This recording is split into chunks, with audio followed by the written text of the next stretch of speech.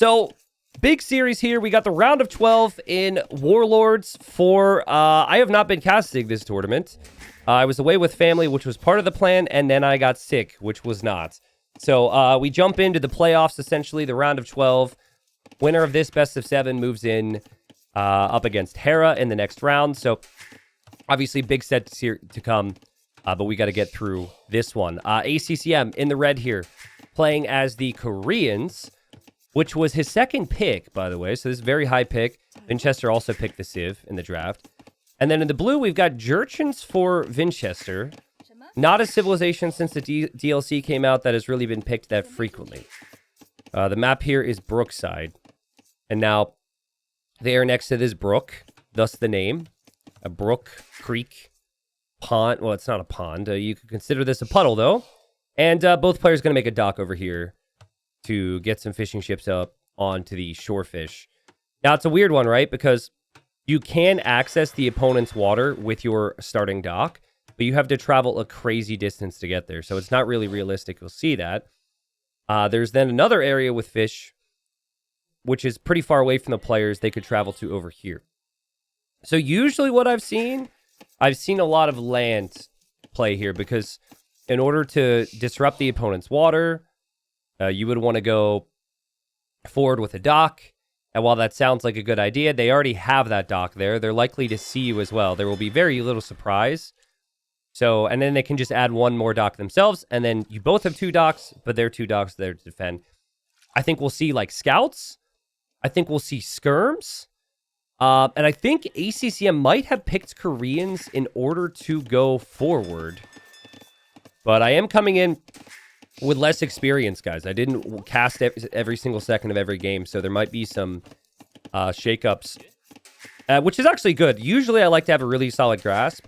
I like to be able to tell chat, hey, this is exactly what's going to happen. I'm going to tell you why it's going to happen. But I won't necessarily have as much knowledge here, so we'll see how my understanding is. Should be pretty solid. I wouldn't expect to miss too much. Now, Jurchens, their eco bonus is they don't have to be really efficient with their sheep or their deer. For that matter, there's no decay. And usually with 4 deer pushed in and a standard amount of sheep and boars, that's going to amount to like 300 or 400 more food from those resources. So not necessarily with in-res collected, but you just got more to work with. And what I find that helps with is I find it really helps with if you need like additional buildings early. And it's weird to say that. You think it would just mean like more food, but again, it's not like the Tatar bonus where you get more food. It's just the resources last longer here. And because of that, you have villagers on wood that don't need to go build farms. They don't need to go to the mill, for example. So I think Vinchester's going to go like scouts and skirms or something. And ACCM, no scouting whatsoever. And he's on golds. Feels like this could be archers for him here. And he'll move forward here, game number 1. Again, we should have lots of games today. Both players with pretty much the same builds and scouting time. So it's not a map where Man-at-Arms is... Or it's not a Civ matchup where I would have expected Man-at-Arms. And clearly these guys just kind of... They went for no early scouting whatsoever. And they're just going to confirm the other's opening. And that's really good for Vinch. Vinch sees the mining camp. He sees the range, so he knows it's archers. Seeing just the range and not the mining camp wouldn't confirm that. And now ACCM's here, and we'll see the stable. Again, Vinchester still on sheep, which is quite nice. And we have a galley from ACCM. I mean, this is preventative. Just so there's no sneak docks, but okay. Wasn't necessarily expecting that. We'll be curious to see if maybe a villager does run over here from Vinchester, but I think the villager's actually over here, oddly enough. There might be some purpose behind that. It feels like he wants to just build some houses there. So you got this rock terrain that you could wall between, and that generates differently every time. I really think that this is way better for ACCM. Like, this just makes the easiest little wall off for him. You could probably hear it in my tone. It's a little annoying for Vinchester, perhaps. Well, I guess it's not that different, actually. I mean, there's still going to be a gap over here. For ACCM, there's still a gap over here, and they'll both be open on the left side, I suppose. So that's not too bad. Vinchester seems really interested in this area of the map. It's kind of wild he built 3 houses here and is now just going to build 1 house here that's going to block that area off. And you could tell these two are just getting a feel for the series. Neither player wants to be extremely aggressive. It is actually wild to me that Vinchester is not keeping track of this range. Like, these units could be coming forward. And they are. But he was expecting he would be vulnerable over here, I suppose. Also, that galley is here for ACCM. It's interesting. I mean, if you build up enough galleys, obviously you could get to the other side there. And Vinchester finds the army, gets hit. And ACCM finds the walls. Yo, what's up, Leary the Cable Guy? Appreciate the resub and the kind words. Welcome back. What's up, Sam? What's up, Detour? What's up, Vitus? Welcome, chat. Also, shout out to YouTube as well. All this stuff will be hitting extras at the very least. Later stages should be hitting the main channel. You guys should be getting a cast of every series unless my cough gets really aggressive today. I find that if I don't get too excited, that aspect seems fine right now. So I'll try and stay nice and chill today. The 2 spearmen make this a problem if you don't have skirmishers. But I guess if you have this many scouts, you could probably end up collapsing on this. It's not really likely that ACCM is going to be able to leave this area. Forging's 30 seconds away, though. I think Vinch is just going to fight it. He can take care of this, and that's fine. You could technically wait a little bit longer, but you never know what's going to happen. Vinchester gets the clear up. And I guess somewhat passive opening of archers doesn't necessarily pay off here for ACCM. And this scout running away, Vinchester tried to trap it. But Vinchester, you might have to worry about this. He did build an outpost over here. Dude, no way ACCM's actually able to sneak through there. Now, there's a very good chance Vinchester presses the idle villager hotkey and goes to that villager. But you could tell he did not. And so now you've got this villager sneaking into the back. This could be for a lot of different things. And most of the fishing ships are here. But then the fish is going to be gone, and you might want to relocate them. These are just sheep on the crossing, by the way. Their galley is coming through this way from ACCM. And, oh my goodness, that's Auto Scout from Vinchester. Auto's in chat. That had to be Auto Scout, right? Maybe I should give Vinchester credit. It feels like it was Auto Scout, though, because it's the weakest one, and the way it was moving. And Auto Scout will always prioritize the right-hand corner. It's kind of funny, but if the roles were reversed, and it was ACCM who just auto-scouted, he wouldn't find that in the back of his base, because auto-scout would go to the east. And it didn't go directly to the corner, too. I don't know. Maybe I'm wrong, but the dock is up.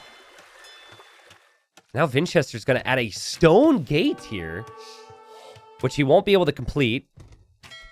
And Villager could be in trouble, but that gives him a little bit more time. The scouts are this direction for Vinch. Honestly, he could have run right around, and he could give ACCM some problems. And ACCM's on the way up, guys. ACCM might have lost those archers and spears, but he still produced a lot of archers, and this could get really threatening against walls and Castle Age. So I really like this position for him. He's got the forward dock, which is something that his opponent needs to respect. He's walled to the water on this side, walled to the water on this side, and 2 range archer production, as long as he starts to produce out of that range. Gate almost goes down, but he hops out with the archers, and yeah, he'll be fine. Nice repairs. And over on this side, he also killed the fire galley from... oh, no, he might have killed the scouts, actually. I don't think he killed the fire galley. It looks like Vinchester pulled back. It's interesting to see what people say in my chat when I haven't streamed for 3 weeks. It's been an interesting mix here today, chat. We'll leave it at that. I'm not gonna edit the chicken sounds over my coughs. I don't think YouTube would benefit from that, but maybe someone in the comments could say. It's funny, I don't stream for a while because I'm sick and I'm away, and then I'm not respecting the tournament. And then I do stream, and then I'm stealing viewers. It's like, you could never win. I really wonder what Vinch's comp is going to be on land. Like, what is his army comp priority going to be? Because he's got scouts. It feels like Lightcav could be realistic. But I'm not seeing a range or anything. And if ACCM just advances forward... What? It's actually crazy, dude. If he just advanced forward right here, he's through the gate, he's into the eco, and Vinchester has problems. But his opponent knew about that. And ACCM doesn't know that Vinchester doesn't have skirms or anything. He really wants to win on water. So here he comes with his army. A little risky. But this is certainly not the direction Vinchester was expecting aggression. And the scouts from Vinch looped around here. Chose not to continue looping in. They could have maybe denied the TC. Spearmen are there for ACCM, though. And panic TC now from Vinchester. He really needs an answer to these crossbows. Again, I think if these crossbows would have actually gone right through the middle, it could have been even better for ACCM. But he finds some villagers here. Wow, 3 villager kills, 4 villager kills. Army kind of already pays for itself. He also forced a lot of idle time. It's also, this isn't a bad town center location, but this is definitely a TC that was a panic TC. And Vinchester's fishing ships are right there. So this dock is blocking those fishing ships from moving anywhere else. ACCM is about to run out of that fish as well, so we'll see what he does with that. That's a lot of wood he's going to need for fish traps. ACCM late to the War Galley upgrade. We'll go for that now. Really confident play from ACCM. Again, I pick ACCM in this series because he's more consistent. And chat, I know you guys really want to see a demo here, but a demo here would not be a very good play for Vinchester. He would have to travel a super long way past the docks. Oh! Oh my god, okay, well, there's the dock right there, and that got dangerous. Now, the next reason I was going to say demo probably wouldn't be a good idea is because ACCM would see it. But holy crap, dude, that was really close. That was amazing from ACCM, though, not to lose the crossbows there. That's just how close he's paying attention to his army at all times. And now he's dropping TC number 3.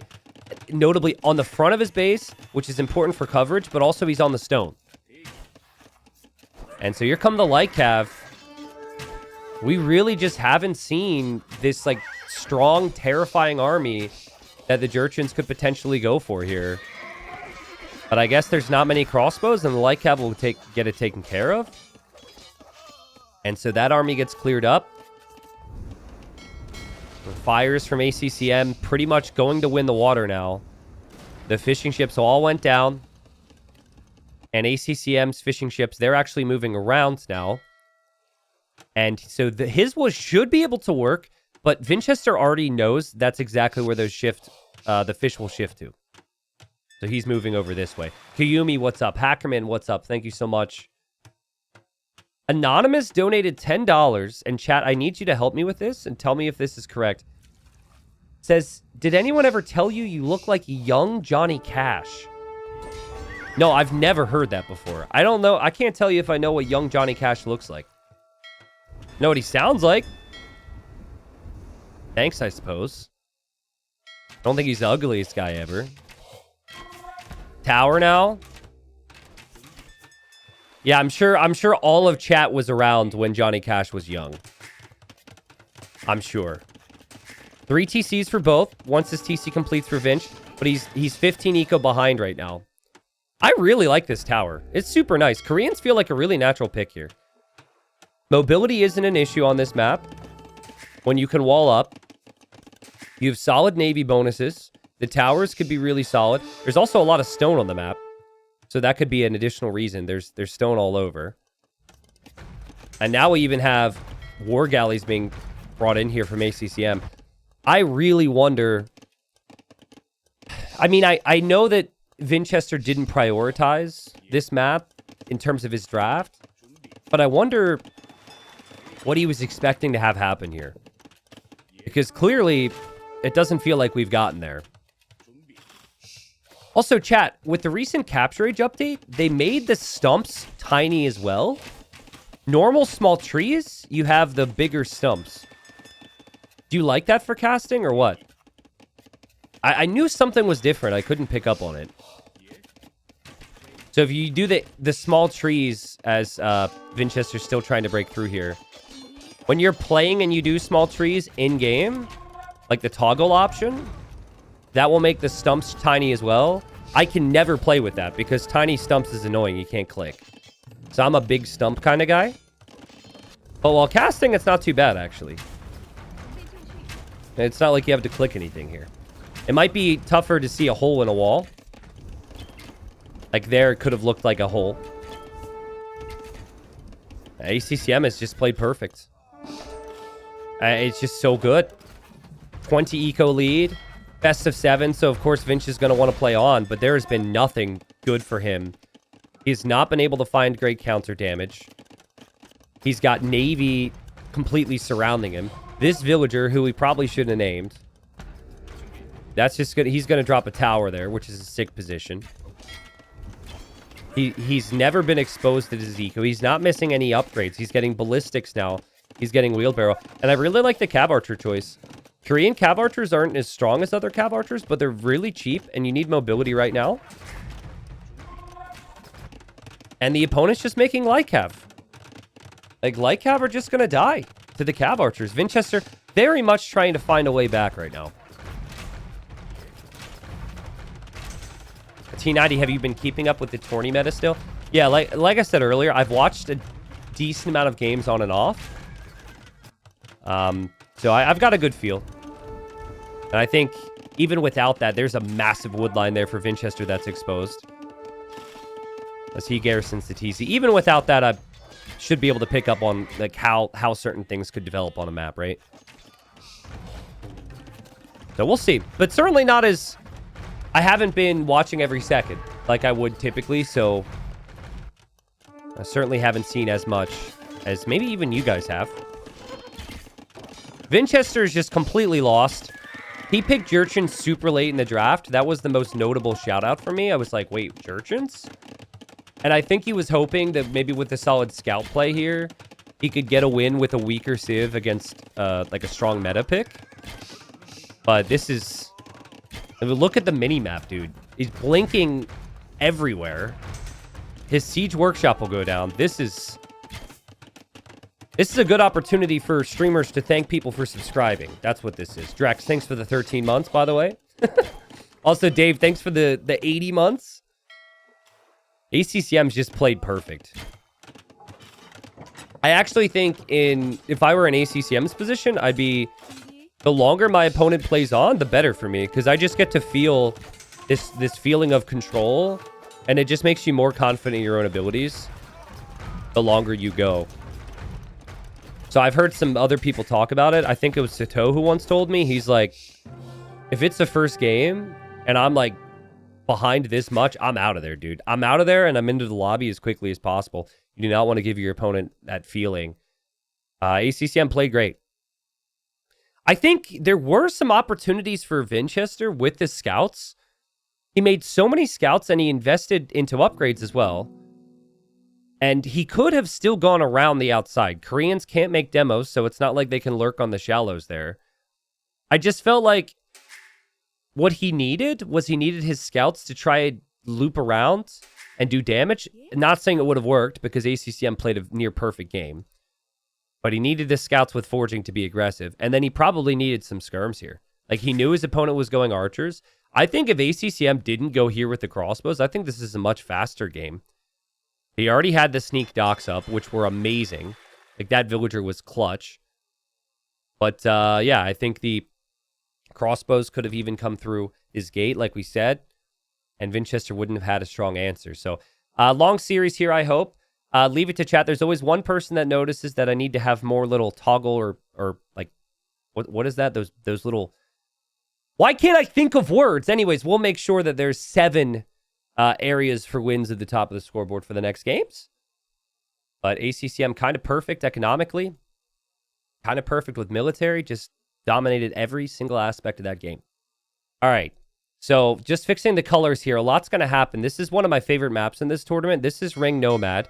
You start in the middle of your pond on a transport ship. And like all the maps, it is a 9-villager start in this tournament. TC comes up for ACCM. He's gone for the Malians. Malians, really solid civilization here because of all their wood discounts. So that applies to the TC, the 2 houses, the dock. You save a lot of wood to be able to fish here, and there's plenty of it. And then eventually the water here connects to the opponent's side. And we have a TC from Vinch as well, and Vinchester goes for Koreans. So somewhat similar. Koreans was high draft priority for ACCM. He won game 1. This was also a top 2 pick for Vinchester, and he's here in game 2 with him. So this feels like a must-win for Vinch, based on the draft. You do not want to be 2 games down and having used one of your top picks here. Game 1, it's kind of okay to lose with one of your top picks. So we see a lot of castle dropping on this map. And Vinchester's super close to stone, super close to gold. Fast castle war wagons could maybe be realistic for him. We'll have 1 boar. Also have another boar. ACCM sheep is just going to pass here. And he should know the TC's there now. And he obviously knows the dock is there as well. I don't know how many boars are realistic to find here. This is boar 1 for ACCM. If he looks a bit harder, he'll find 2. It doesn't look that easy to get to 3. It is obviously doable, right? But you have to find it, which is not so easy. So I really like Vinch's start. Yeah, Vinch is an incredible start. Because this is boar number 3. He didn't obviously take it yet, but he will. And he even sees this boar. Yeah, fast castle's definitely doable. Now, some of the time, guys, if you have like this super obvious fast castle situation, sometimes you don't want to do it. Because the opponent knows and they're going to base their strategy around stopping you. And you're going to be exposed by playing greedy. But I think Koreans are good enough at this where you can just justify still playing into the fast castle play. If it's not that, though, it'll just be fast feudal, maybe into some docks, maybe into water. I remember seeing a game a couple weeks ago where the player in Vinch's position actually went to stone out here. You probably wouldn't want to do that on the shoreline because if they go water, you lose the vills. And yeah, there's no stone in the corner, but that's something to think about. I think it was Sorakuma who did that against Doubt. Barracks from ACCM. Yeah, he's going to go YOLO here. He has to, right? Because you can go monks and whatnot against war wagons, but then the Korean player can mix in siege. They can also mix in... I mean, they can go for so many different things off of Fast Castle. They can even go for turtle ships. What's up, Guardians? Welcome back. PC Nerd, what's up? Welcome. Thanks, guys. James, thanks for the 17. Emperor says, T90, how are you? Been opening Twitch every day after work for the past week, only to see you offline. Glad to catch you live today. Yeah, glad to be back. I was sick, still getting over it, but feeling better, so. Guys, really appreciate it. I know most of you guys are lurking. Thanks for being here. As a streamer, when you're not live for a long period of time, it's just not fun, right? Like, this is the kind of the entertainment business. If I'm not online doing something, you're watching something else. There's always this worry, especially when sub numbers drop, when I'm not live. Like, are these people sick of me? Some of you guys will say, I've already been sick of you. But, like, seriously, it means a lot to have so many people here so early on in the series, so thank you. So, yeah, ACCM's going to hit as quickly as possible on land, and Vinch is not going for that fast castle. So this feels more of an archer play. I think it's preventative. I think you know that it could be too risky to pursue the fast castle if your stones and golds are forward. Sees ACCM is on gold there. ACCM is trying to be sneaky with the militia, and they just pathed this way when I think he wanted to click them through here. And that's because of Vinch's house. And there's a dock now from ACCM in the north. So sneak dock. We also have militia. Vinchester, I think, saw the militia there. He definitely did. The pathing is still super awkward for those militia. They don't really know where to go because he doesn't know about the house. Now he knows about the house. But that could still pose a threat. Vinchester's placed enough walls, though. It seems like he's pretty safe. His range completes. But did he check to see if he's been docked here? He has not done that. And when your opponent's gone man-at-arms, you might not be assuming they've also gone for the sneak vil. You might assume the archer follow-up.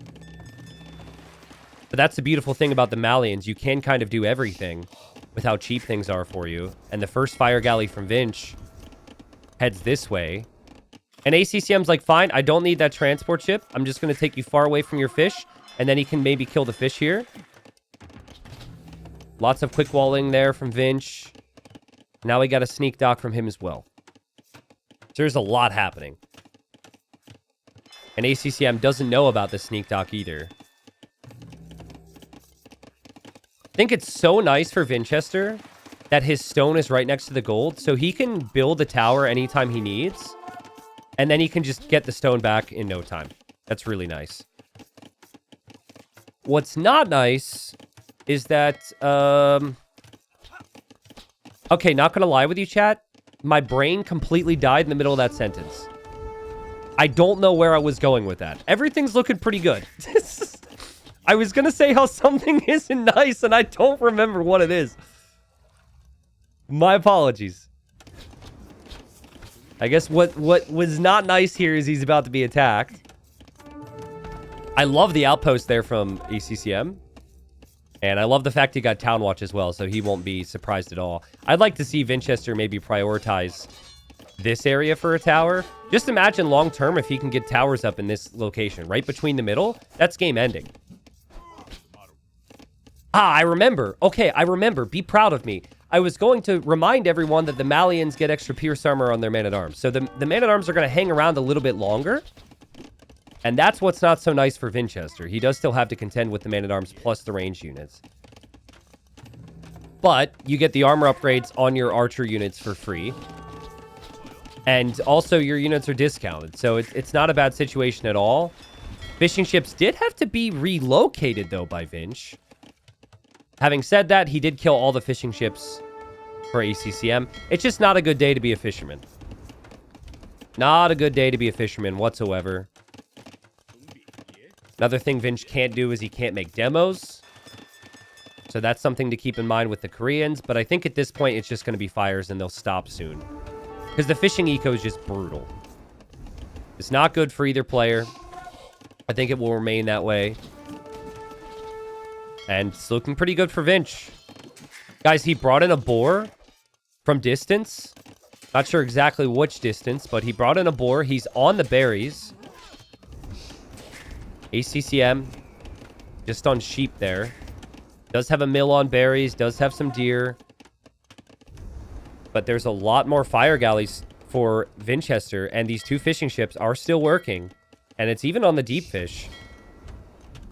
And a demo's going to need to land here for ACCM, and it's on the way, but it's going to take some time.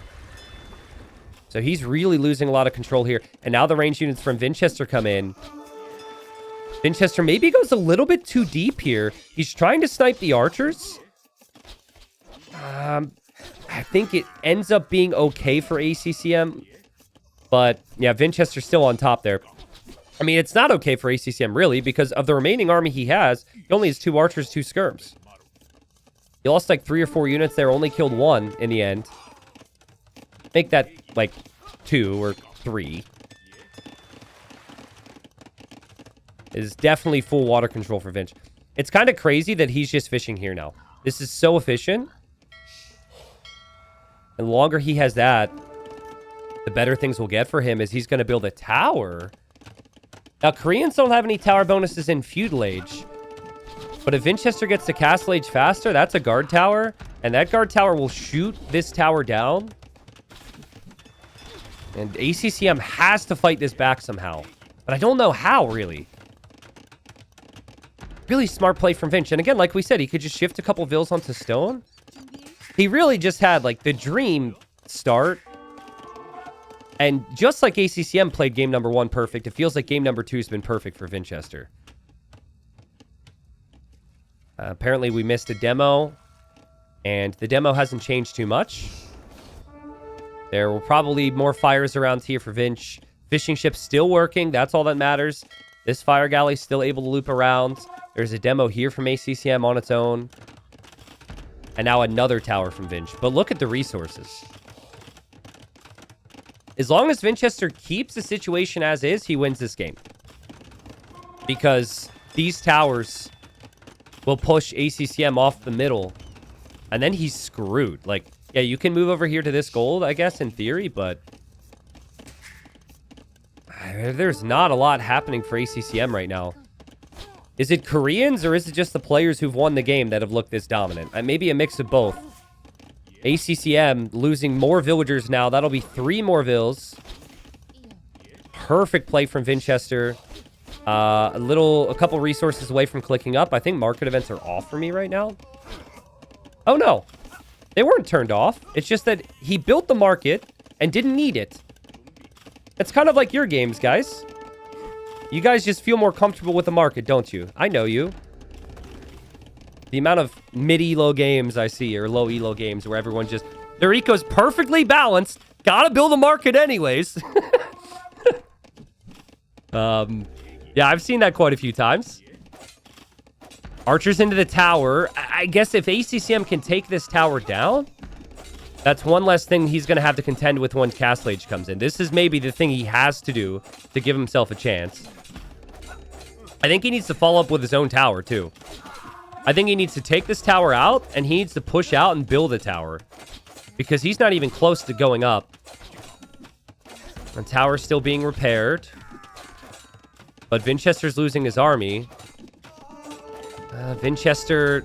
You might just want to build another tower here, Vinch. You're probably okay. His micro is just super good here. I would always be building another tower behind this. Because you're going to lose this tower, and then ACCM's going to run in and build another tower.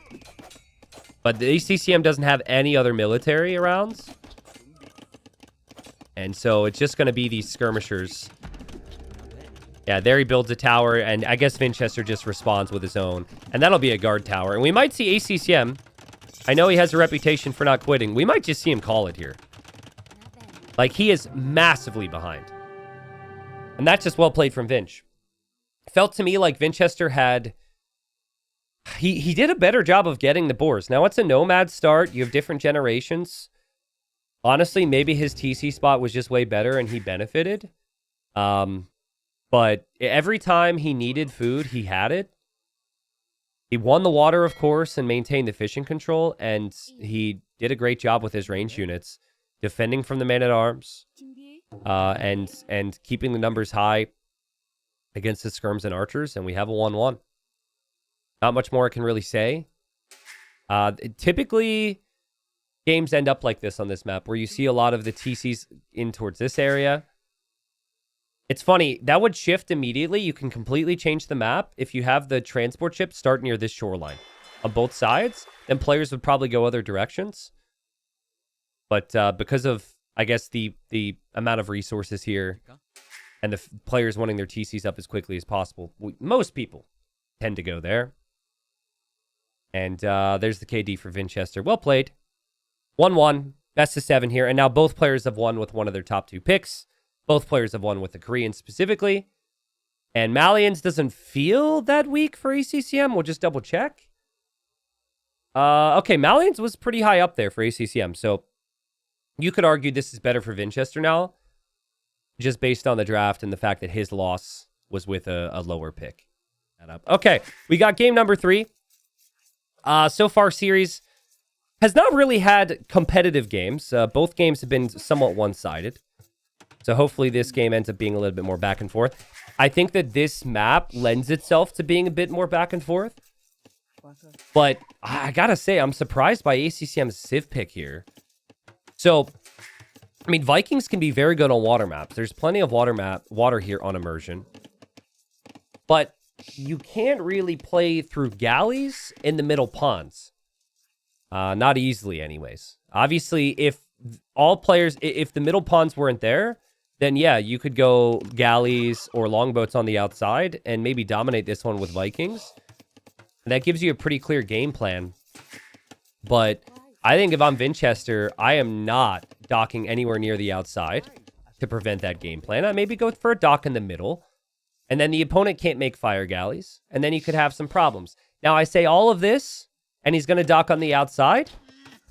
There are more fish close by. You can relocate those fishing ships constantly. But I think that is a risk for Vinchester long term, if ACCM scouts that. But yeah, I really like this map. This is probably one of my favorites in the pool. The thing that I've found that's kind of awkward at times from a player perspective is the gold generations. It's like, it's a random map script, so you never know what you're going to get. I don't know how it was scripted exactly, but you look at this, for example, this feels really brutal for ACCM in a best of 7 knockout situation. Now, is this good for Vinchester if he gets attacked over here? Obviously, it's still not good, but it's not anywhere close to water. And even this gold seems better than any of the golds that ACCM is going to have available. So if ACCM doesn't protect the front of his base here, he's in trouble. And that's definitely something to keep in mind. But there's a lot of adapting involved. And the scout's going to be key. Neither of these civilizations feel like good man-at-arm opening civilizations because they don't have discounts where needed. Japanese could be great there. Persians could be great there just because they're early eco bonuses. Incas even, I think I've seen. But where's this villager going for Vinchester right now? Okay, maybe he's thinking about this golds. Vikings do have good infantry, but they don't have many discounts at play that make the opening good. And yeah, Portuguese have the gold discount, but they don't have an additional wood income or any wood savings is normally what comes down to with man-at-arms. If you don't have that, usually players are not going to open with that. Scout from both moving forward. Scout getting a little too close. And ACCM Scout doesn't really take too much damage somehow. Kind of looked like it took 20 arrows to the face. But maybe his face is immune to arrows. And okay, so now he sees this. Now, you could be inclined to now add a second dock and go for galleys. And then you could just simply patrol them, and you're in a good potential to hit on water. But that takes a very long time to get there. And then you have to respect the land. Ooh, and there we go. ACCM is going to go for men-at-arms. So it's a little bit later than some of the other civs I'd mentioned, but this is still really good. I actually think sometimes being late with it is good because the opponent's already scouted. Where is the scout right now for Vinch? Oh, Vinch doesn't see the dock. Vinch has just missed the dock. He was just passing. And that's going to mean he's confused now because he's thinking there's a chance that there's a dock on one of these pawns. So yeah, I think that Vinchester now thinks, I didn't see him dock here. I didn't see him dock here. I didn't see him dock anywhere over here. And so he's just straight up assuming there's a dock here. He's going to make a fire galley into nothing. But, I mean, he could fish here freely. So that's not bad. Actually, if he scouts that there's nothing here, he can just fish. And like we said, I think the game plan should be you don't want to deal with the outside against the Vikings. Here comes the scout. Now here come the militia. And scouting is so critical on hybrid maps. And the timing Vinchester will see this barracks doesn't mean it's man-at-arms. The barracks is always going to be up for an archer range or a scout opening. So, he is kind of walled.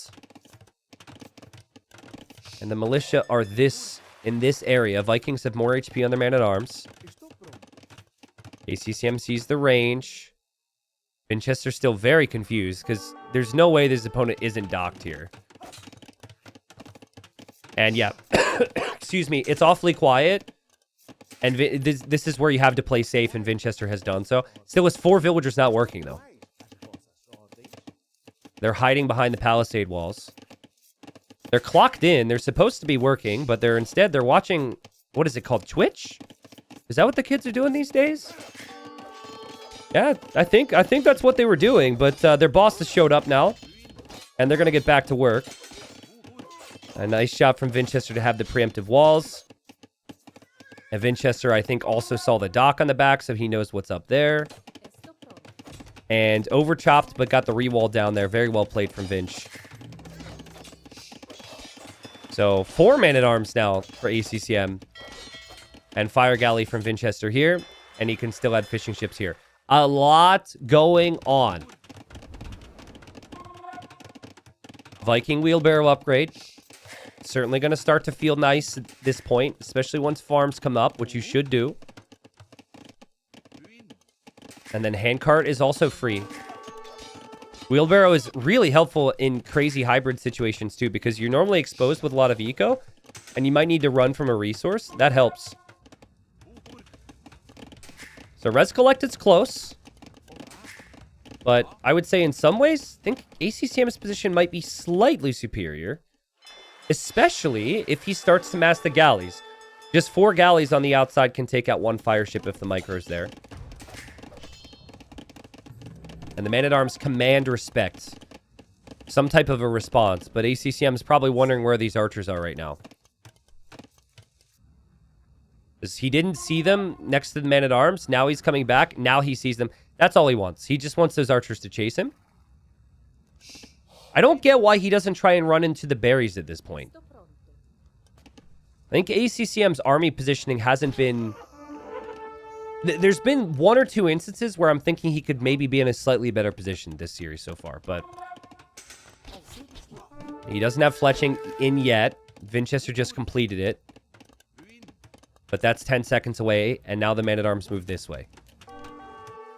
Fire Galley comes in. Fletching will be in on those galleys, though. And so they could just patrol. There's no way they're going to miss the fires. Man-at-arms go this way. And now the range units follow up on this side. Vinchester just doesn't have as much military.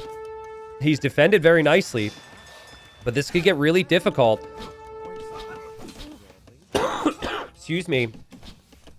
I think this is a good fight from ACCM. He actually dove right past the villagers, which I don't think Vinch was expecting.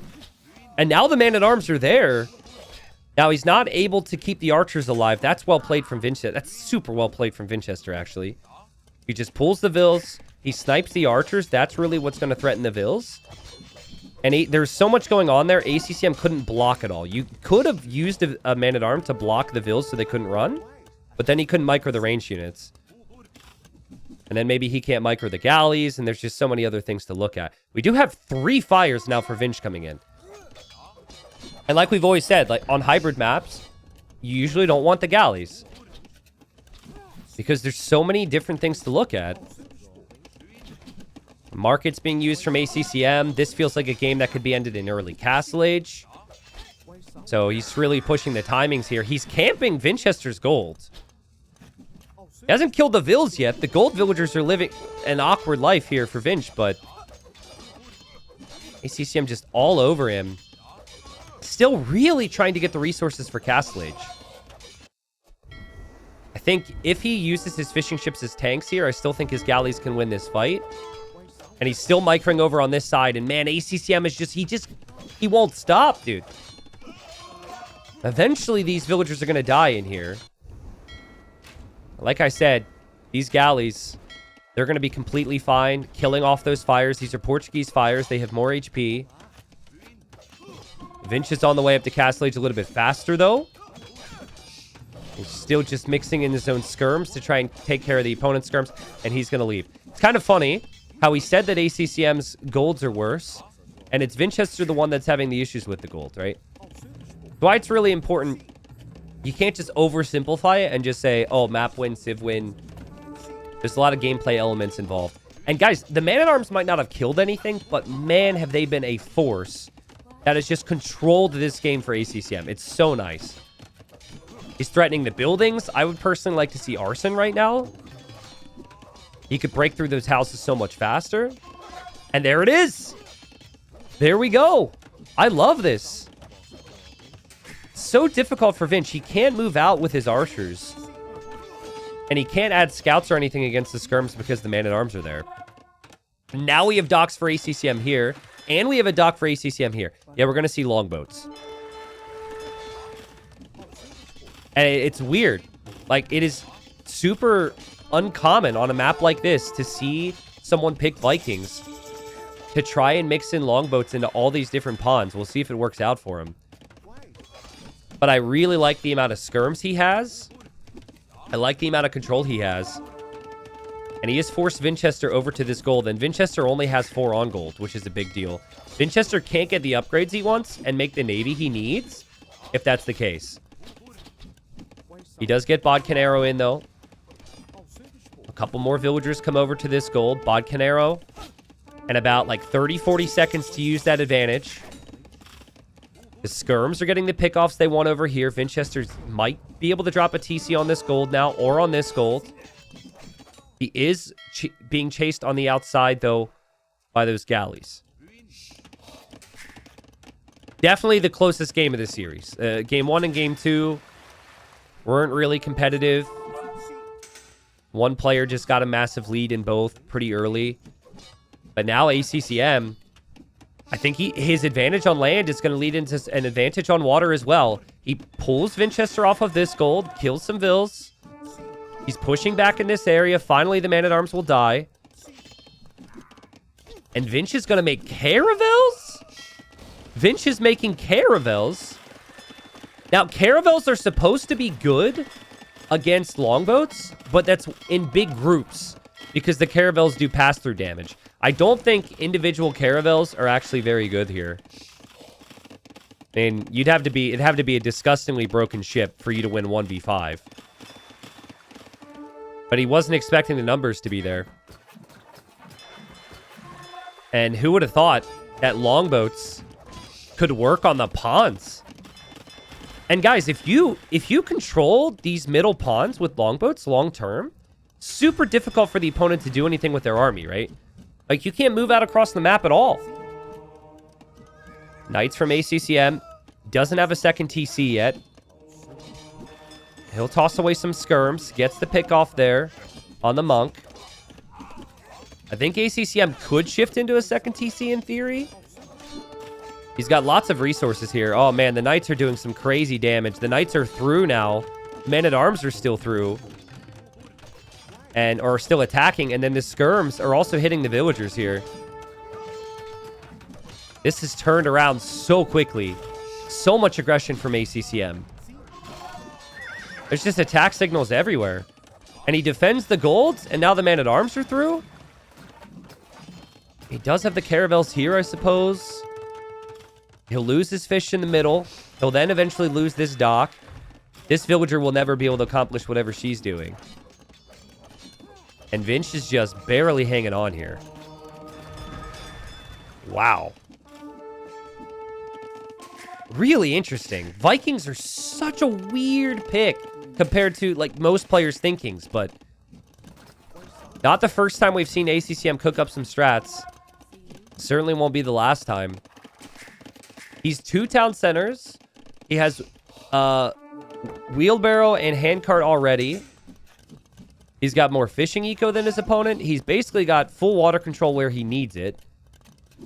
Like, on the outside, he'll win that as well because there's no navy from Vinch. There is a little bit of control from Vinch down here, technically. But Vinch has just really struggled with all the setup. And I think the biggest thing was simply the fact he wasn't on gold. He couldn't preemptively make fires in any of these areas because he had 4 on gold.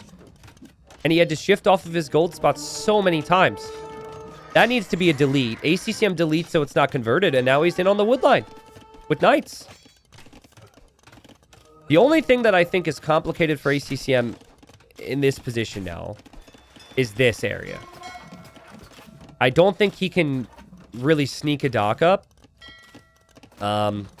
It's kind of funny. You can use some of your ships from the other side to range.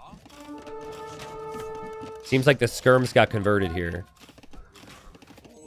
And ACCM still hoping to get damage with the knights. But guys, the eco difference is crazy.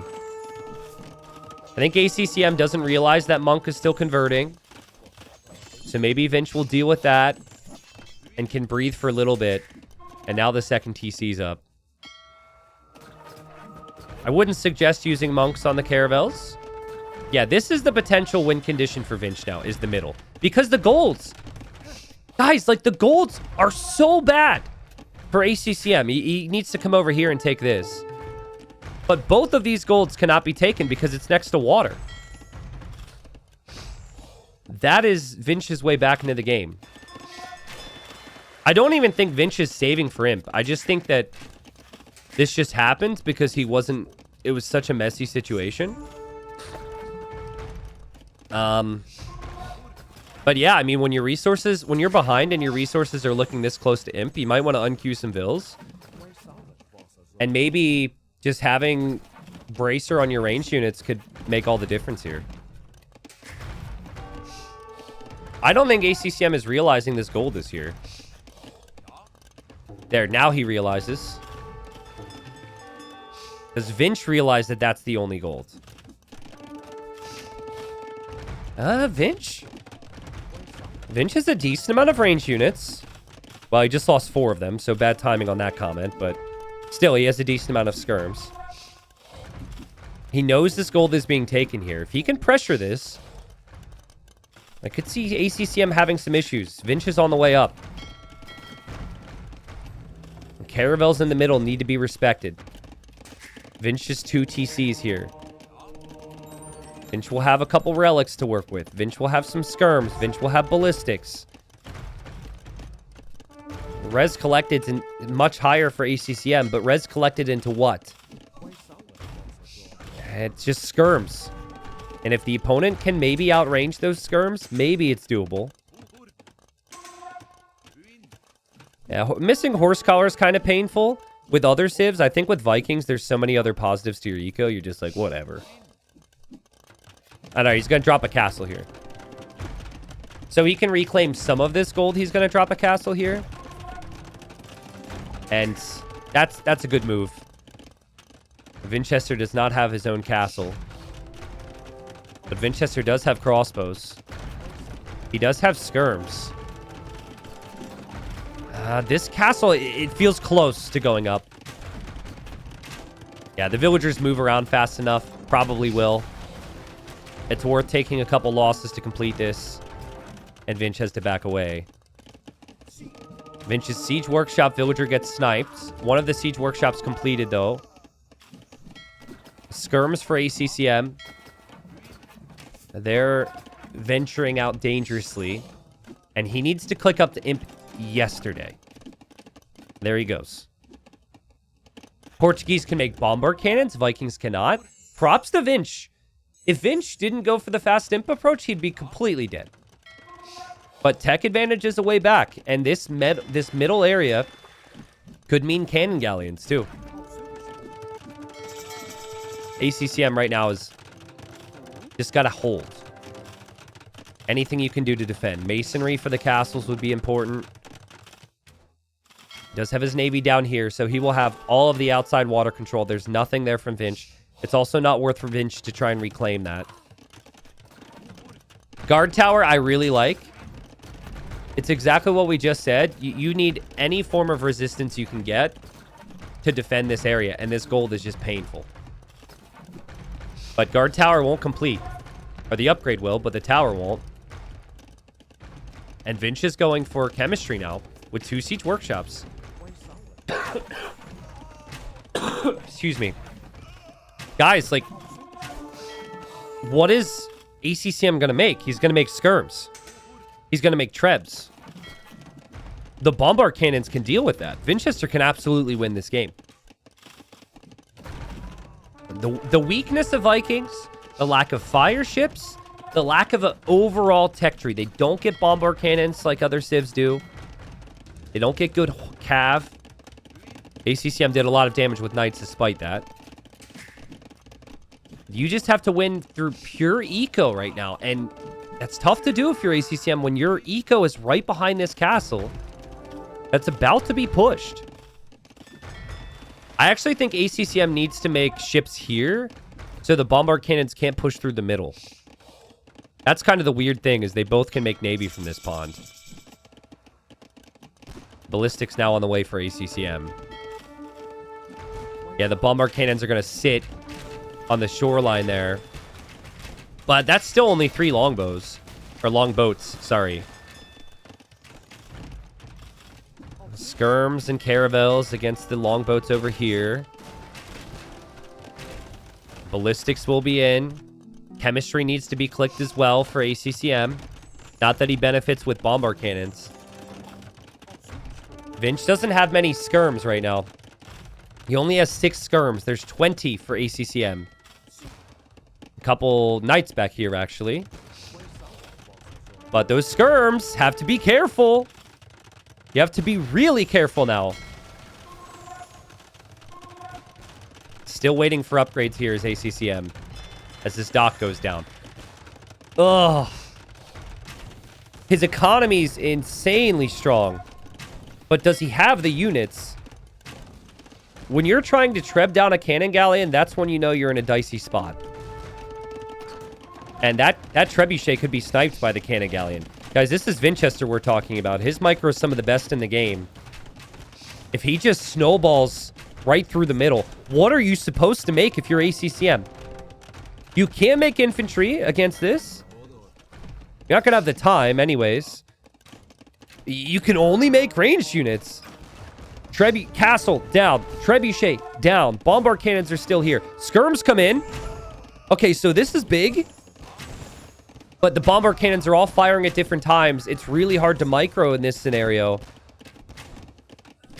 And for all the crossbows he killed, he's all still losing the skirms. And his food eco is going to take a hit. Look, he's farming right here. If Vinchester pushes a little bit further... Man, if Vinch only had a castle right now, it might end the game. A castle here would completely change the game. New docks from ACCM. He'll make more navy. He's running over this way to find this gold. He's also sending some army this way to move on these golds. That's good. That's what you have to try and do. But you have to deal with this. But it could be a setup. Like, he's hoping that Vinchester will be distracted and that Vinchester will take losses and Vinch will have to send army there. If you're Vinch, you never stop pushing in these scenarios. You always push, and if you have to, you just run away from this. This is crazy. Oh, man, this fast imp has been game-changing. ACCM is looking elsewhere. The bombard cannons are insane. I love the tower from Vinch. The tower will contribute. You could just tell ACCM is looking 7 different spots right now. He will get a TC up. He does drop a tower over there. Vinchester's bombard cannons are now unprotected. He looked away for a second, and Arbalest comes in from ACCM. He snipes 1. He snipes 2. He's going to snipe 3 bombard cannons.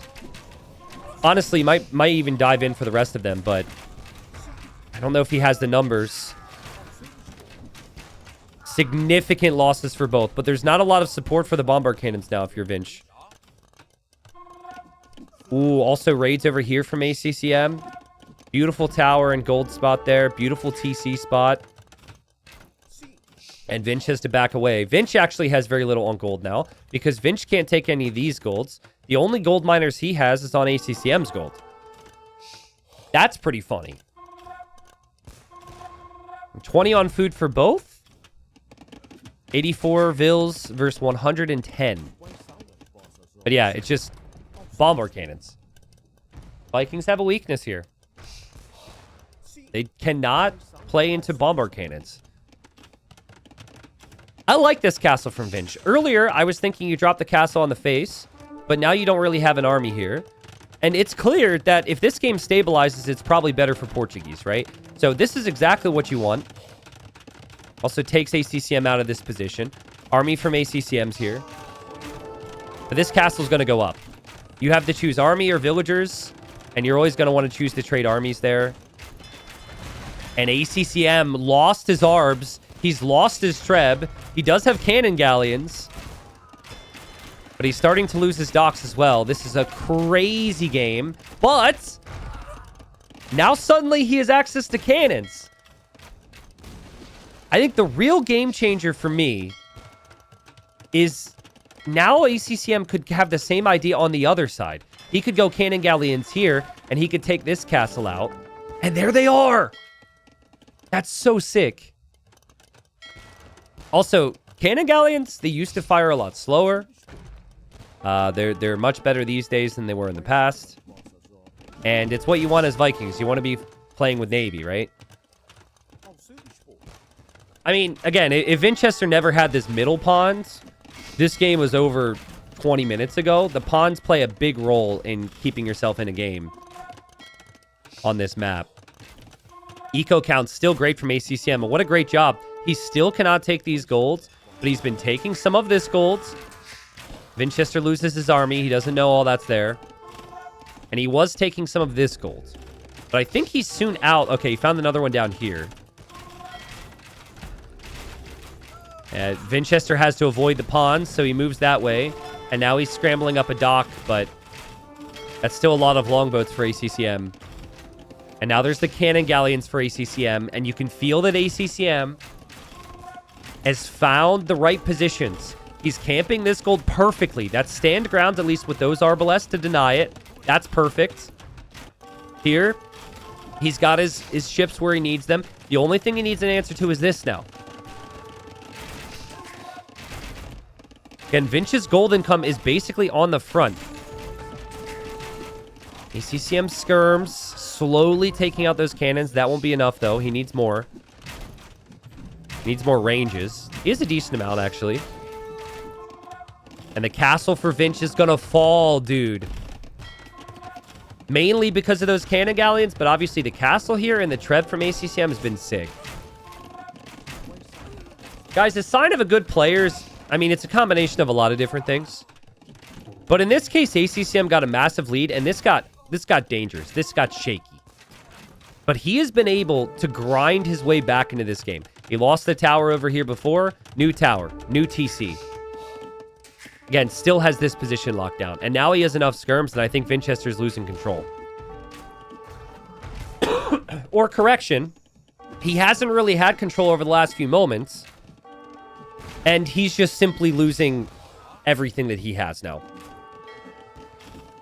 This was such... We were 1 or 2 moments away from Vinchester winning this. 10 people firing up Reddit to complain about how Vikings need a buff. And another 30 saying that ACCM threw, right? It was just 1 or 2 tiny moments from all of those things happening. And I don't think any of it's going to happen now. ACCM sniping the bombard cannons with the cannon galleons continues. Not sure about this Treb, but the rest is really all that he's focused on. And Tower still protecting this gold. He needs to send more than one Vil to complete these docks, but I think if he completes the docks, he's going to be fine. And then it would be triple pawn domination through the middle. Let's not forget there's still Navy on the outside, right? So that Navy can loop around and deny some resources.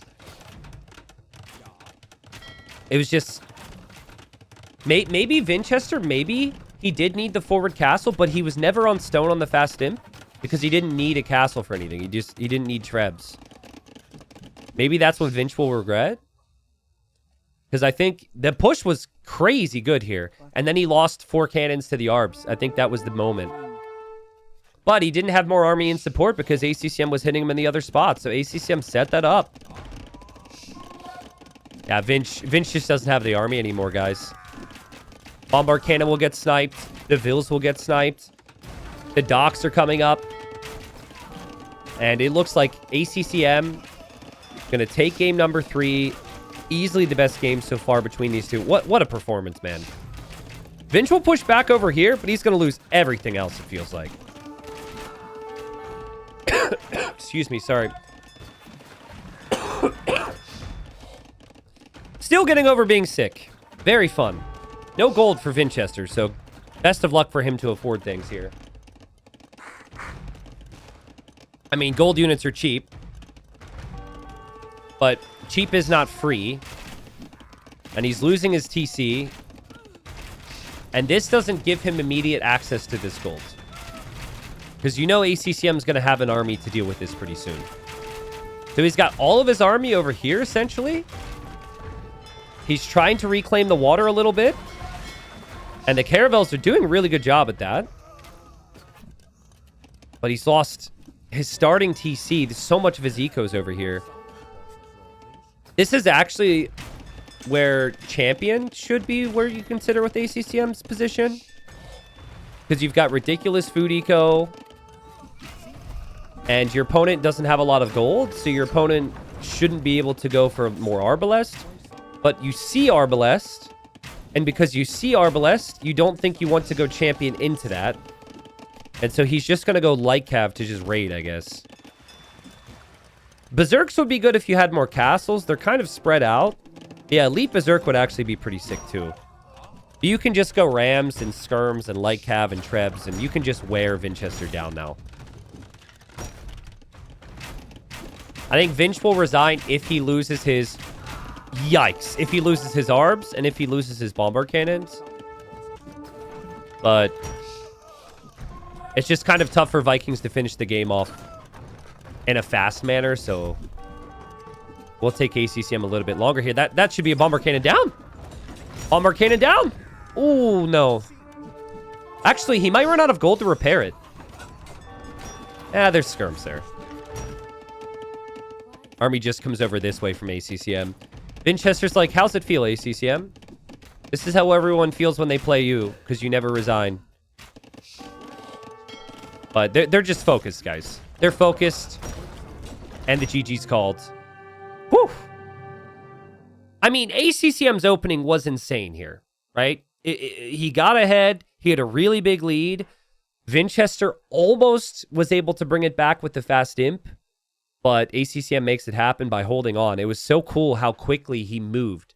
Right? He could have sat back. He could have thought my map sucks. Maybe he did think those things. But he moved over here. He moved over here. And again, the deciding moment was when Vinchester lost some of that push in the middle. The reason he lost some of that area was because he got hit in exposed areas on both sides. All of his new army was going to go there to defend that, which then left that opportunity for ACCM to swoop in with the Arbalest and snipe like 4 out of the 6 Bombard Cannons. Great game. I think Vinchester is going to have some regrets over how things played out on water. Remember, he didn't have the dock scouted, and so there was some confusion.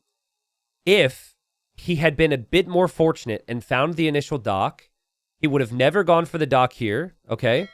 He would have gone 2 docks on the outside, and he would have won water, guys. That's the difference between scouting.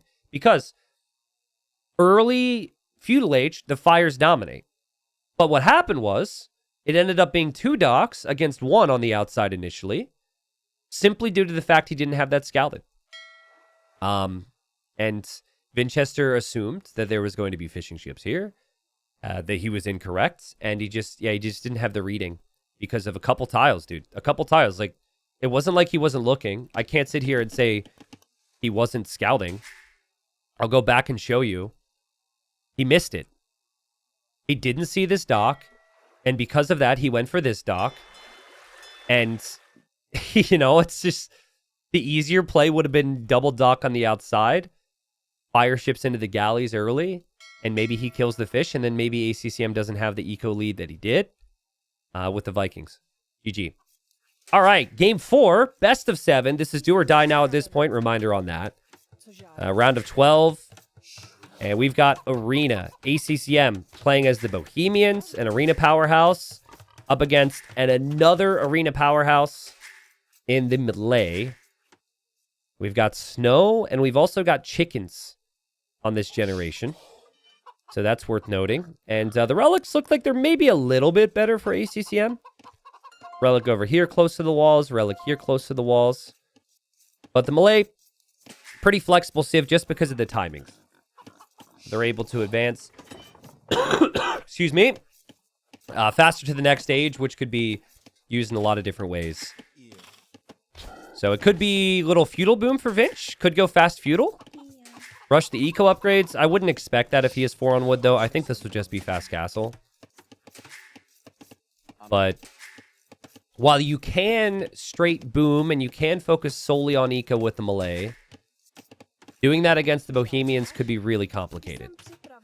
Because usually with the melee, you're trying to win the Treb and the Bombard Cannon war by getting to imp faster. But since the Bohemians could just research chemistry and castle age, it's not so easy. Okay, so This isn't a prediction per se, but I have something to bring up that I haven't seen in a while that I think ACCM might do.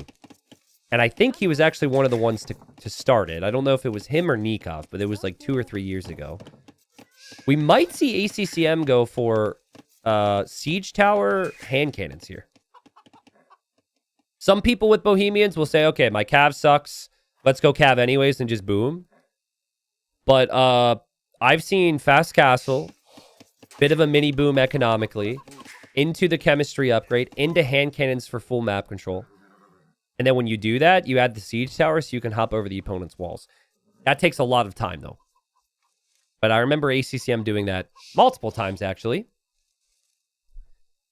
And it always tends to hit right when the opponent thinks that they can castle drop, too. Because you sit back, you wait for chemistry, and they don't see anything from you. They think they're fine. And then they come forward, hand cannons kill everything, and then the hand cannons are in your base because of the siege tower. Okay, Vinchester's going to go up. Is this the Vinch rush? Is this towers? Archers? Vinchester does like to do that. And Vinchester's going to click up. Chickens. Chicken's the only thing on the front here for ACCM. Berries are on the back. Does have this stone pretty safe. Does have this gold as well. And he might know Vinchester's reputation. So he's just going to take this gold. That's a smart play. You don't want to be stuck on this forward gold and then have to relocate and build another mining camp. That's still more than enough gold for whatever you want to do. And here comes Vinch. Okay, chat.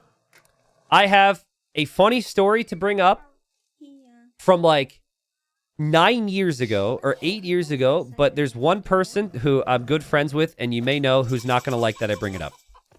But I can't help myself. So, this meta here, okay? This tower rush that you're seeing here from Vinchester. This started with Vinch and with Stark, actually. Back in, like, Masters of Arena 3. You guys were, like, in the womb in Masters of Arena 3. You guys weren't even... You thought the game was dead still. But some of you might have been there, okay? And I remember it was I forget if it was 2018 or 2017. We had a bunch of Age of Empires people. We rented a house, and we're having a good time in Brighton, England, okay? And in between all the festivities, we had the games up.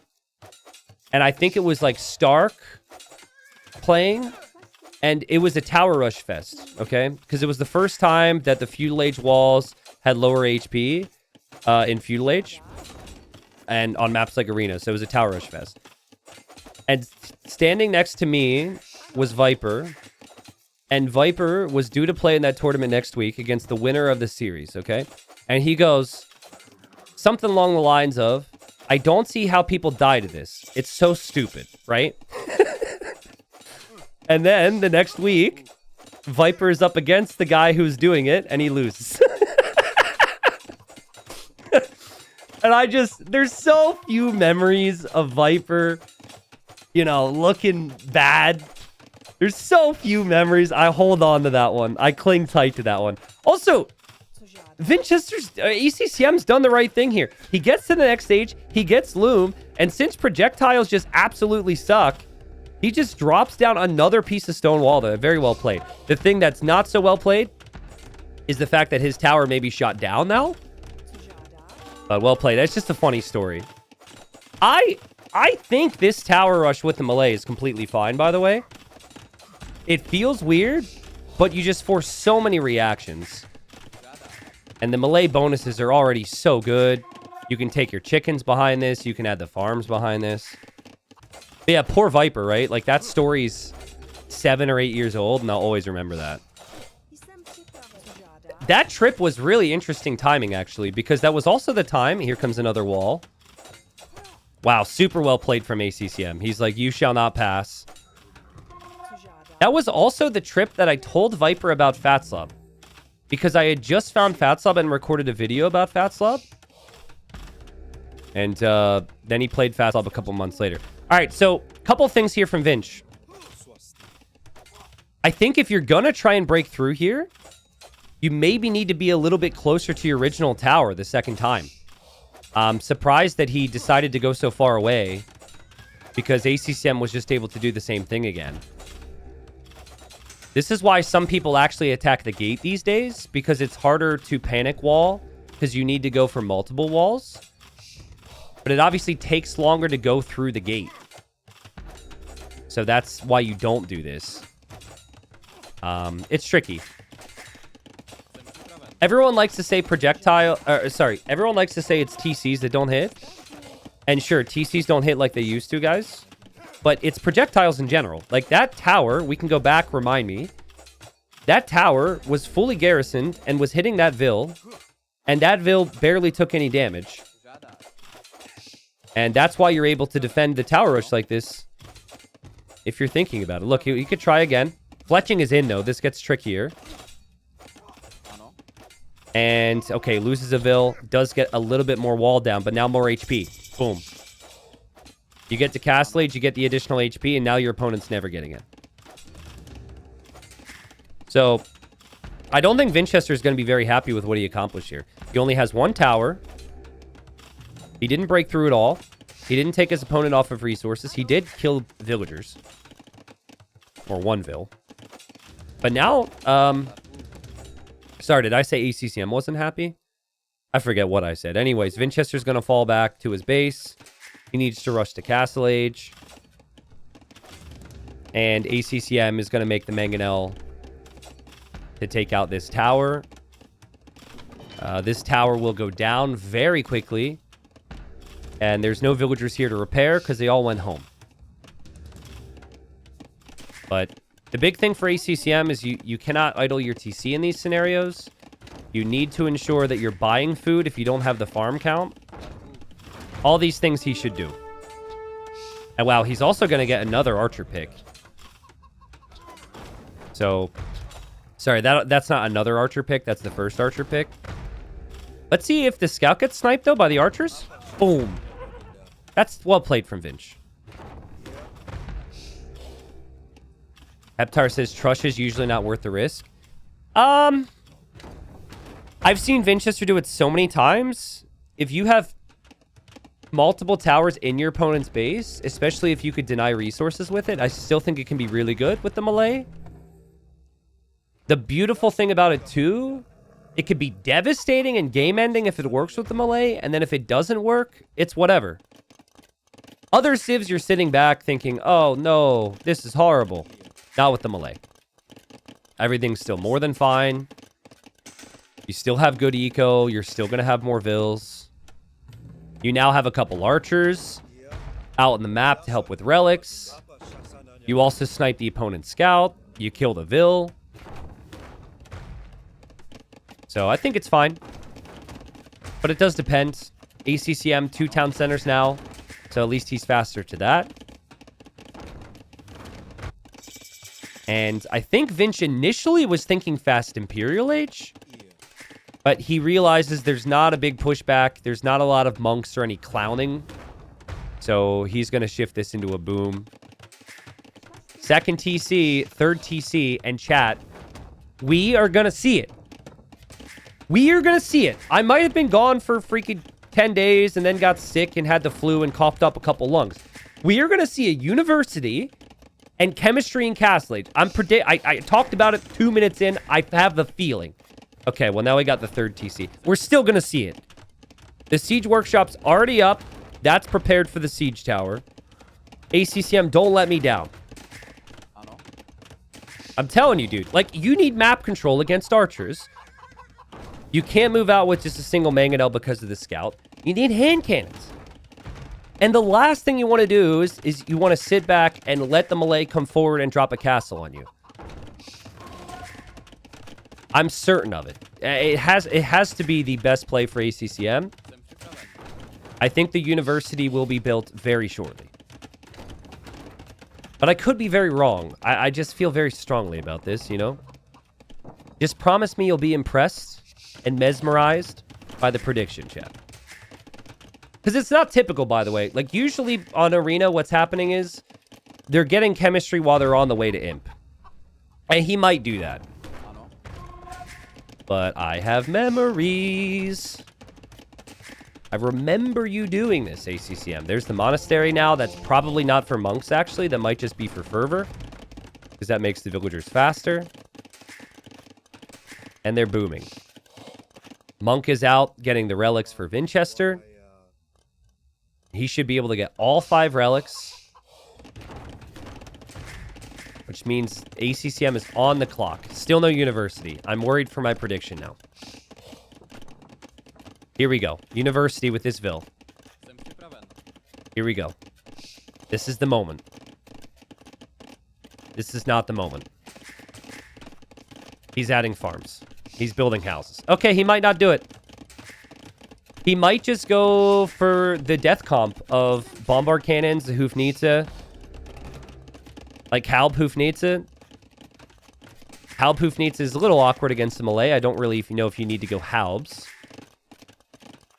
But still, that is a comp that you can get to with the limited gold you have in the base. Okay, there's a university.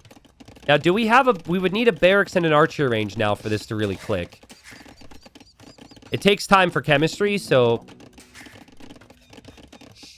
You still have time to do that. Because someone just called me... Oh, I thought you called me Nostalgia 90. It's Nostra 90. Okay. Nostalgia 90 is kind of good because I have a lot of nostalgia with strats, and I'll sometimes convince myself something's going to happen because of that nostalgia. Nah, he's going for it. He's going for it. I freaking called it. I freaking called it. Let's go. He's not going imp. Research chemistry. Come on, click it. Click it. Click it good. Click it. Maybe he's going imp. Never mind. Come on. Ah! I keep seeing the resources, ACCM. Come on! He's not doing it. Never mind. I'm wrong.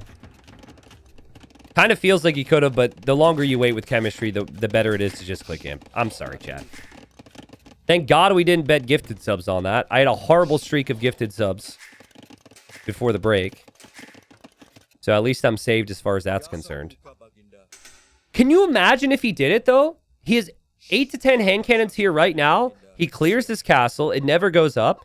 And then he siege towers into Vinch's base, and Vinch has nothing. You would have needed to probably get the chemistry timing way earlier, but... We'll see how this pans out. Dornian Knights says, congrats on correctly predicting that ACCM would eventually build a university, I guess. Hey, it's all about... Life's all about perspective. I'll take the congratulations. And you're right, I did correctly predict a university would go up, so I'll take it. This is a castle you place when you want to pressure your opponent, but you don't want to throw. Because if you go for the forward castle, then your opponent can hit you with bombard cannons from within their own base. Here, you're in a better spot. You have 5 relics. You don't have to force the issue. And imp will be way faster for Vinchester. In fact, it's not really even close. Just considering it's a straight boom anyways. And this is where chemistry needs to come in for ACCM. Did I miss this? Like, you have to be researching chemistry right now. That chemistry timing needs to match imp. It'd be kind of crazy if that's delayed. Karambit's coming in to snipe the Mangonel, and the Mangonel will get sniped. Not the biggest deal. Not the biggest deal. You don't really need that Mangonel, but that's still nice for Vinchester. All right, so he does get chemistry. It is like completing 8 seconds after imp. And then let's see Vinch's chemistry timing. So about a 20-second difference to bombard cannons. Vinchester will be happy with that. I mean, some players might just go monks and bombard cannons here. I think one of those players is in my chat. Though Ganji may also mix in the skirmishers. But skirmishers, bombard cannons feels nice. Feels natural. Obviously, though, whoever wins the initial battle can then use their unique units, too. So you can go Karambits against the skirms.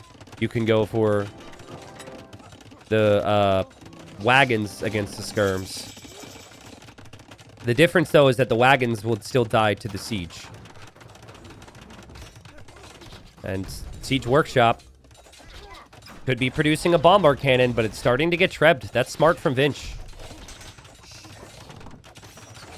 Ganji says, I would be 1 TC, 10 monasteries. Trebbing is TC right now, T90. I like it. I like that energy, Ganji. That's what I like to hear. So, I thought I saw crossbow at one point from Vinch, and then he canceled it. If I was correct and I did see that, it's pretty smart from him. Because you just got to go for your own skirms here. A couple hand cannons in the mix for ACCM. But he's on the clock because he doesn't have the relics and he doesn't have the map control. He can take this gold, though. So he can actually take all of his starting golds, no problem. So he's got a lot of potential to fight here, but redemption pays off immediately for Vinchester. Converted the first bomber cannon just like that. And now he's getting bracer. Now he's going to make some skirms. I like this. The pressure on the Siege Workshop is sick. It is actually really, really strong. That bomber cannon could easily be denied. That's a lot of wood invested in the repairs. Bombard cannons are still alive from Vinchester. Man, what a series, guys. These two are so evenly matched. So you have the skirms, and you have the monks, and you have the trebs. It feels like Vinchester just has a little bit more right now. But a lot of it does come down to how effective the engagements are. How's the micro? Vinchester converts the hand cannons. That was crazy good. The Siege Workshop still just constantly being repaired. The monks, though, can't get the conversions there. Big shots, though, from Vinch on the skirms from ACCM. It's hilarious to me how the Siege Workshop is still being repaired. Nice snipe on the bombard cannon by ACCM on Vinch. Upgrades are very similar now that Ballistics is in. But only one player has the map control. Only one player has the relics, and that's Vinch. Has to be careful, though. 2 weak cannons on this side. Nice job over here from him with the crossbows. Camping that gold, but there's still plenty of gold for ACCM to work with. ACCM getting Wagenberg. So he's got the faster bombard cannons now, which is really helpful in these scenarios. Vinchester loses the Treb. How many Siege Workshops does ACCM have now? Just one. He doesn't really have space. I know build another Siege Workshop, bro. Feels like a natural, comment.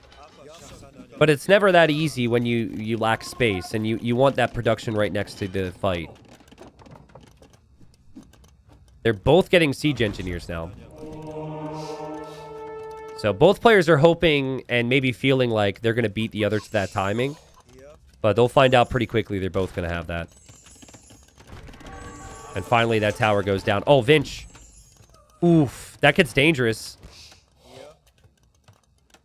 What's the speed difference now on the bombard cannon? So it's 0.8 versus 0.7. Okay.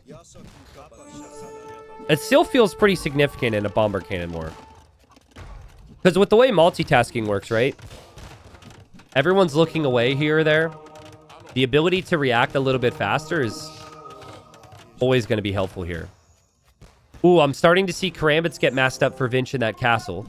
Who he could have multiple castles, by the way. ACCM ran out of stone to build more. After the stone he has anyways. But he's going to wisely use that for repairs. Monks getting conversions. Skirm v skirm. Monks wanting a bombard cannon. They get it. Big pressure right now on this castle. This is an issue for ACCM. He needs a response. Starting to advance forward. But the Karambits could mass in this castle for Vinch.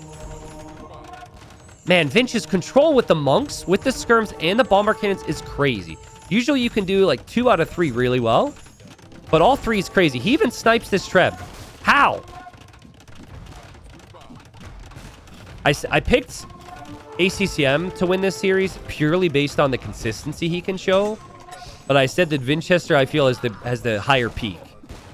Vinchester's peak is top 5 for me, but bringing that all the time is really tough. And oh man, the monks are lighting up for conversions. There's so many skirms here. Karambits could run in. ACCM's without a castle. The skirms are disappearing. The monks, the monks, the monks. How many conversions? 1. There's a very confused bombard cannon in there. They're not happy with him. More monks are coming forward. But I just think the Karambits are the difference maker now. That bombard cannon. Oh! Oh my god. Oh, dude, that guy's so crazy. I think he killed 3 cannons, or will at least contribute to it, and now the Karambits are here. Yeah, ACCM can't take this gold, can't take the stone, loses the front of his base. And this is going to be 2-2 series, guys. What a great series. Even losing your ranges now hurts because you're producing out of them. And now Vinchester, who is very patient with this, will drop a castle. Could have built that a long time ago. Still was 1,000 stone. And he just knew he didn't want to give his opponent a target. ACCM will not be able to survive this much longer. The skirms and the Karambits will dive. Not sure why the skirms aren't just sniping the hand cannons. You do that, the Karambits kill everything else. Kind of messy, but all Vinch needs to really do here is worry about his production. And as long as he's always producing and he has the resources to do so, ACCM will probably go down. ACCM's like, I have 1,000 gold, dude, and I didn't lose my cannons. I'm not resigning yet. And I guess props to him for continuing the good fight. But this should be out of reach now. This is Mission Impossible ACCM edition. Tom Cruise is gonna swing in from the skies here soon. He's gonna fly in on a random plane dangling. Well, I think this is the first time I've maybe seen the new elite Karambits with their little gold helmets. Look pretty cool. It kind of looked like a samurai at first glance. Come on, ACCM. ACCM does a really... he indirectly is a great trainer for casters, because casters have to find an extra 4 or 5 minutes of things to talk about every time he's about to lose. It's probably that if you really want to figure out how to keep things busy on a stream, you probably should be casting ACCM games. I mean, he still has the cannons. He did make more ranges. He is making more skirms, but okay, he calls the GG. He just lost too much space. And from here, all the stone and gold is there for Vinchester. Actually missed this as well. I think these vills just randomly moved out here for ACCM. They get spotted too. That's well played from Vinch. And like, I don't know, man. It was imp time, imp race, bombard cannon race. You're never getting to Huvnitsa with the Bohemians in this scenario because it takes so much time and resources. So now you have to question, is it the correct play to just sit back and boom against the melee? You give up the relics. You kind of struggle to compete with the imp timing. I mean, I obviously would have loved to see the chemistry play and the hand cannons for map control and making it a little bit messy. But obviously that could have also meant you delayed your Imperial Age timing. It's just really tough against the melee. And Vinchester had melee as one of his top picks. So this is pretty much as even as it could look from the scoreboard, but also the drafting. I'll look at that again here in a second. There's the beautiful macro there from Vinchester. The key thing for me was that he went for his own bomber cannons, but he also went for the monks. The monks were huge. That was a very powerful part of his strategy here. Oh, dude, I love this freaking map. Good to be back. Good to see some Pacific Islands. This map is so good because there's just so many things that can happen. So we've got a migration style map. Players start with a transport, which is important. And sometimes on Pacific Islands, the islands in the middle, one's larger than the other. So there is kind of the larger chunk of land in the middle. And then you've got this area. Still helpful to be here. Still a good spot to be in, but certainly less to work with. So I think both players are going to realize this, and they'll eventually maybe end up fighting over this area. I see there's some tigers around. Don't think this tiger will play a role, but you do need to keep that in mind as well in the Dark Age if you're moving villagers out. And both players start with the water buffaloes, the rhino, and that's it for food income, and then you'll have to fish. But since you have the transport ship, you should be able to find the good fishing spots. Because there's not a ton of fish, but ACCM is actually scouting with his transport. But my point is, in theory, you can look and you can find where a good starting dock location could be. So I guess this would maybe be the best one. But both players being fairly aggressive.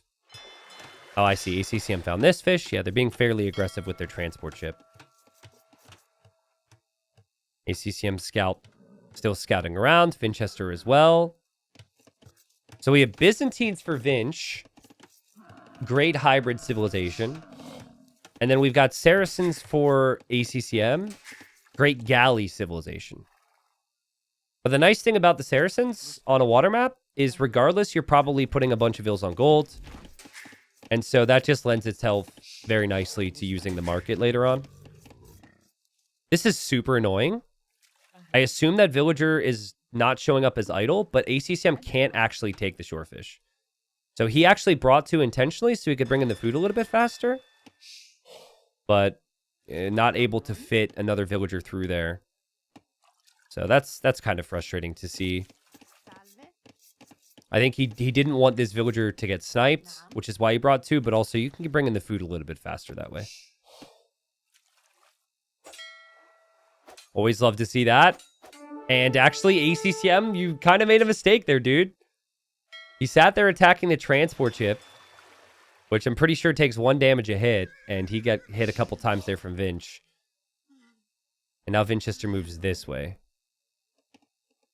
Yeah, the reason you add the palisade is because players will bring their scout over and try and kill the vill. It's a pretty common play these days. So that's just better safe than sorry from ACCM's perspective. So I think what the Byzantines should be really good at is playing through lower dock numbers because their fires are so strong. And you can't match it either. You can't play as Saracens and go 1 dock, 1 fire, right? You feel the need to have to beat them on water, which means more production and a different type of ship. So I think with that in mind, it would seem logical that ACCM would go for a second dock and galleys. But if you do that, you kind of skip every other aspect of the map for a little while. And then Vinchester, he's going to come to the middle. And we might see a second lumber camp. We might see a couple of vills on gold or hunt or something. And he already scouted this, and he knows that this is where most of the land is. So I think we'll be very active with scouting in the middle. Might even see a couple outposts around. But everything that I've just said is expected. Double dock galleys is what Vinchester is expecting from his opponent here, because it's the only thing that seems logical. Still doesn't have his scout over here. Yeah, instead of the second dock, he'll go for the barracks. ACCM will show up here. ACCM will see that barracks. And ACCM's transport is over here. And I wonder if he regretted not going to the north, because I feel like if you see this barracks, he might try that. But he's too far. He's this way. And he drops the second lumber camp. Does he have loom yet? Okay, he did get loom. And we've got the galleys on the way. So I think the key needs to be Vinchester needs to make things as messy as possible on land. Because the messier it is, the more ACCM is distracted, the tougher it is for ACCM to micro. And then the tower from ACCM is the direct result of everything we just said. He doesn't want to have to deal with this crap whatsoever. These are the only vills exposed. So he's just going to build the tower. Super smart play. I think both players kind of doing the right things here, guys. Yeah, Dave, genuinely, I think Persians could be ridiculous on this map. with the TC drop, with the new transport. Tigers in the middle. This could be so annoying for Vinchester. I pointed out the tigers earlier. It's such a weird thing to have a water map and like a hybrid migration style map where there's animals and villager gets sniped. Well played from ACCM. I mean, he's not going to complain about the tigers. ACCM does lose the scout, but he already knew everything he needed. He knew the range. He knew the barracks. And now the galleys are going to be on the move. Yeah, guys, Dave is muted. You guys know this. I was responding to Dave's message in my chat. But unfortunately for you, he is muted. Vinch will try and find any damage he can. Both on land and on water. Galleys are on the way, but there's another fire there from Vinch. Just passing, though. So ACCM, if he's thorough here, he could find the fish. Ooh, that's a really nice find. It's a really nice find for him. So far, so good. I mean, he's kind of trapped on land. He can't expand much. He can't take the deer. But he'll kill the vill. He'll kill the fish.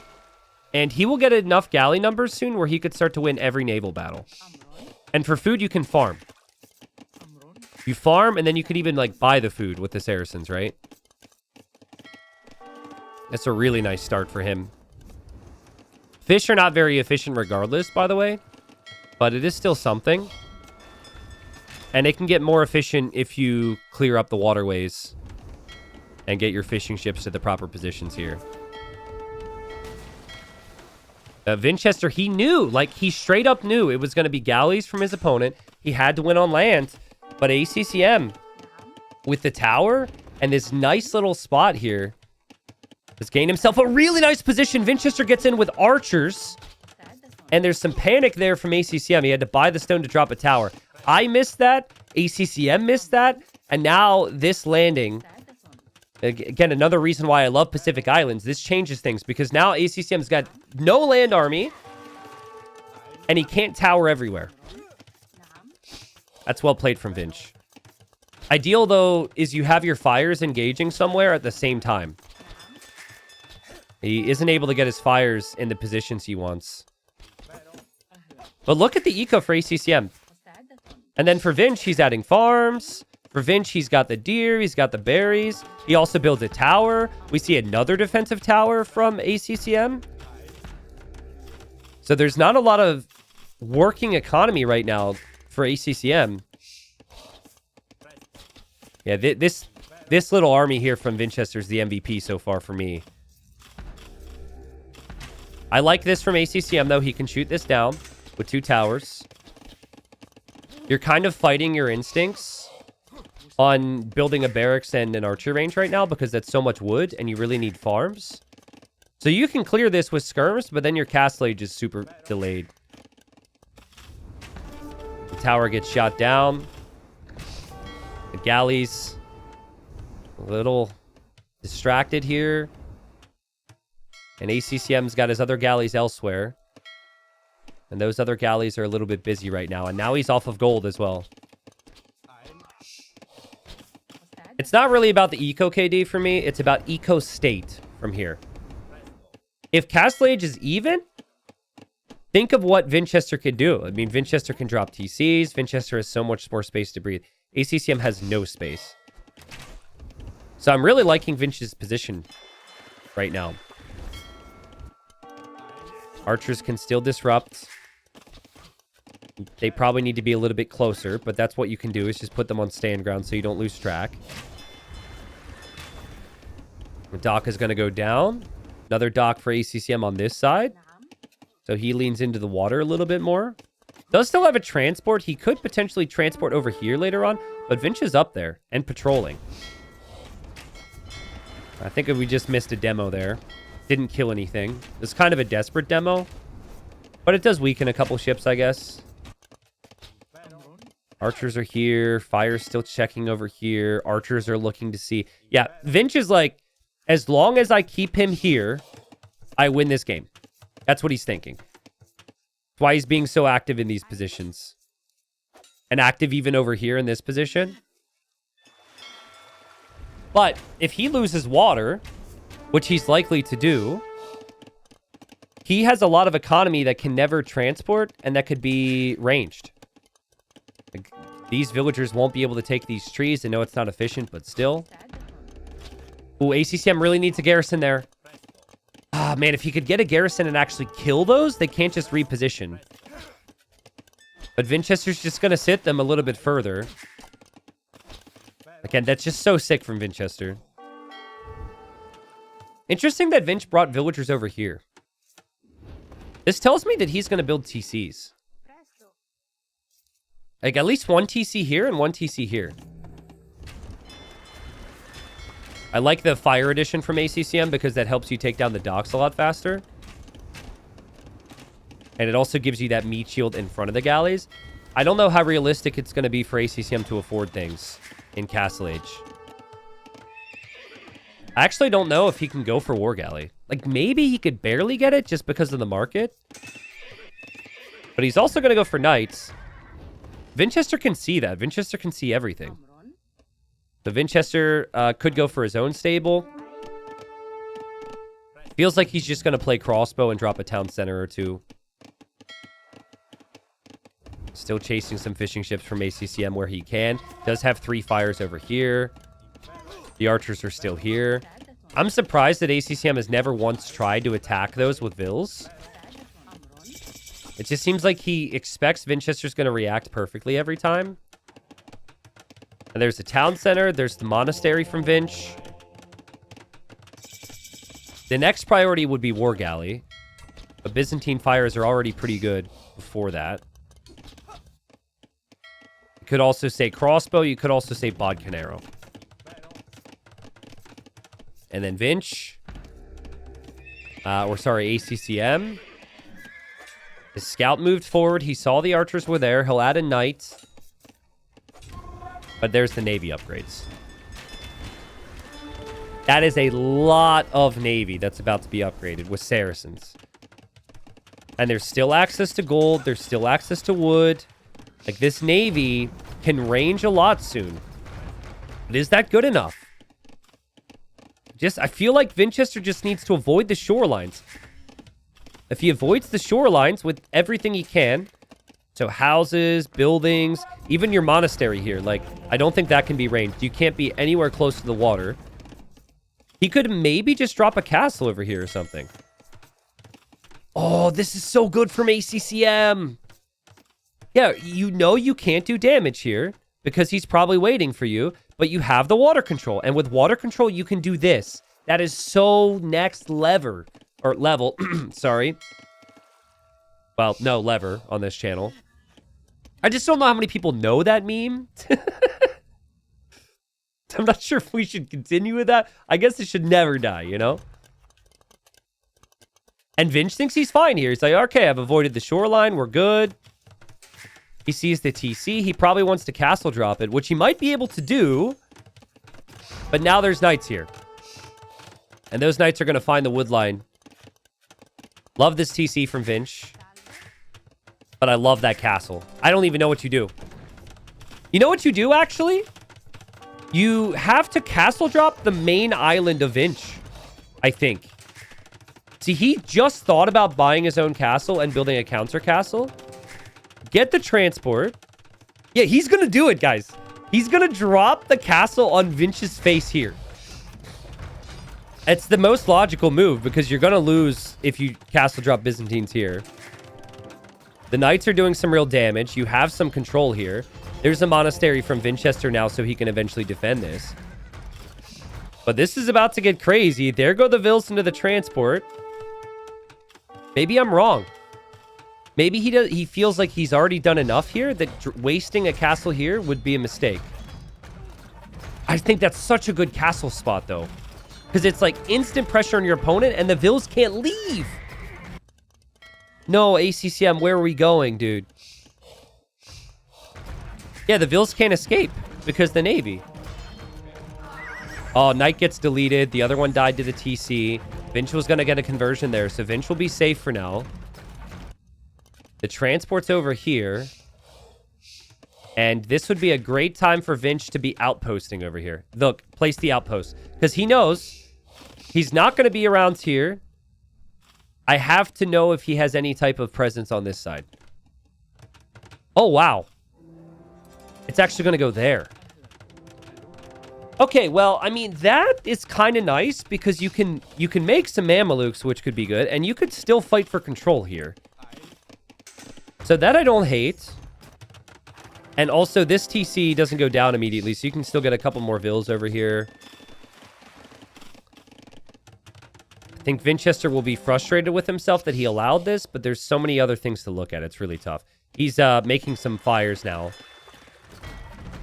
And when you split up galleys like this in the shoreline, you're vulnerable to fires because you don't have all your galleys together.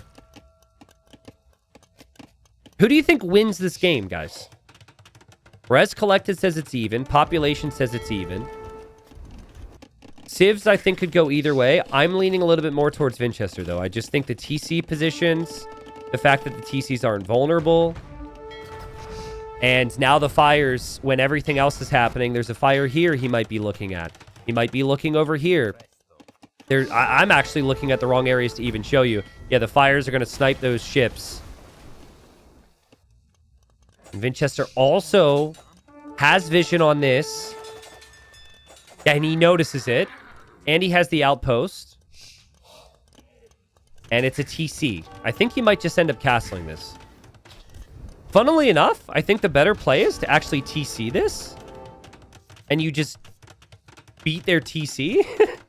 And then maybe you want to castle here instead. Like, castles are not easy to come by. If he could castle here, he then wins the Treb War against ACCM on this island. So this castle's probably the correct reaction, but I mean, it feels like the most natural reaction, but still.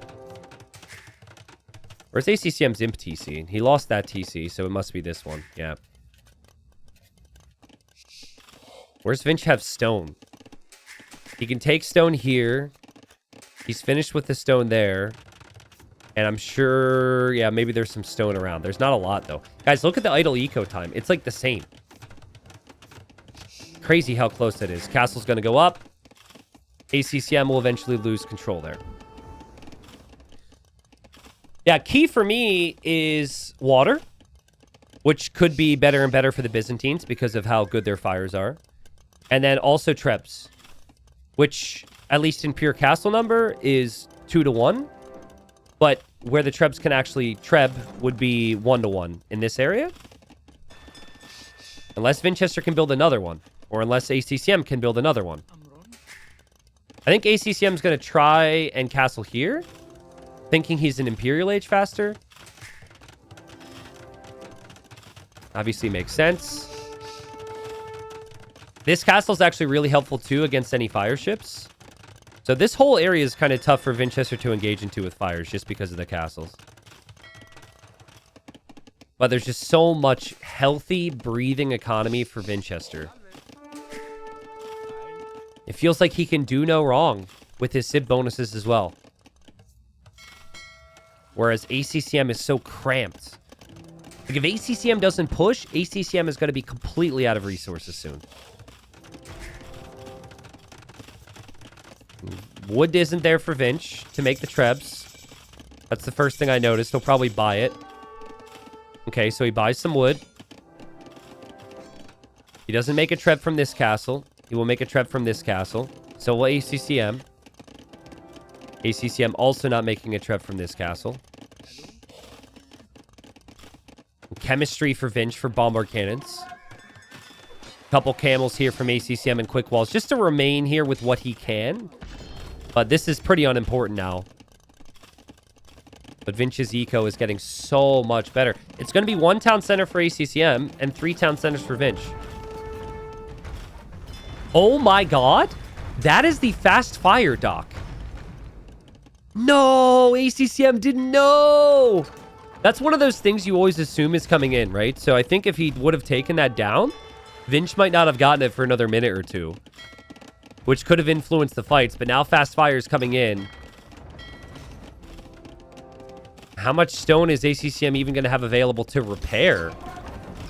He's not repairing yet. And still Vinchester just patiently holding this hill. He knows. I cannot allow ACCM to advance.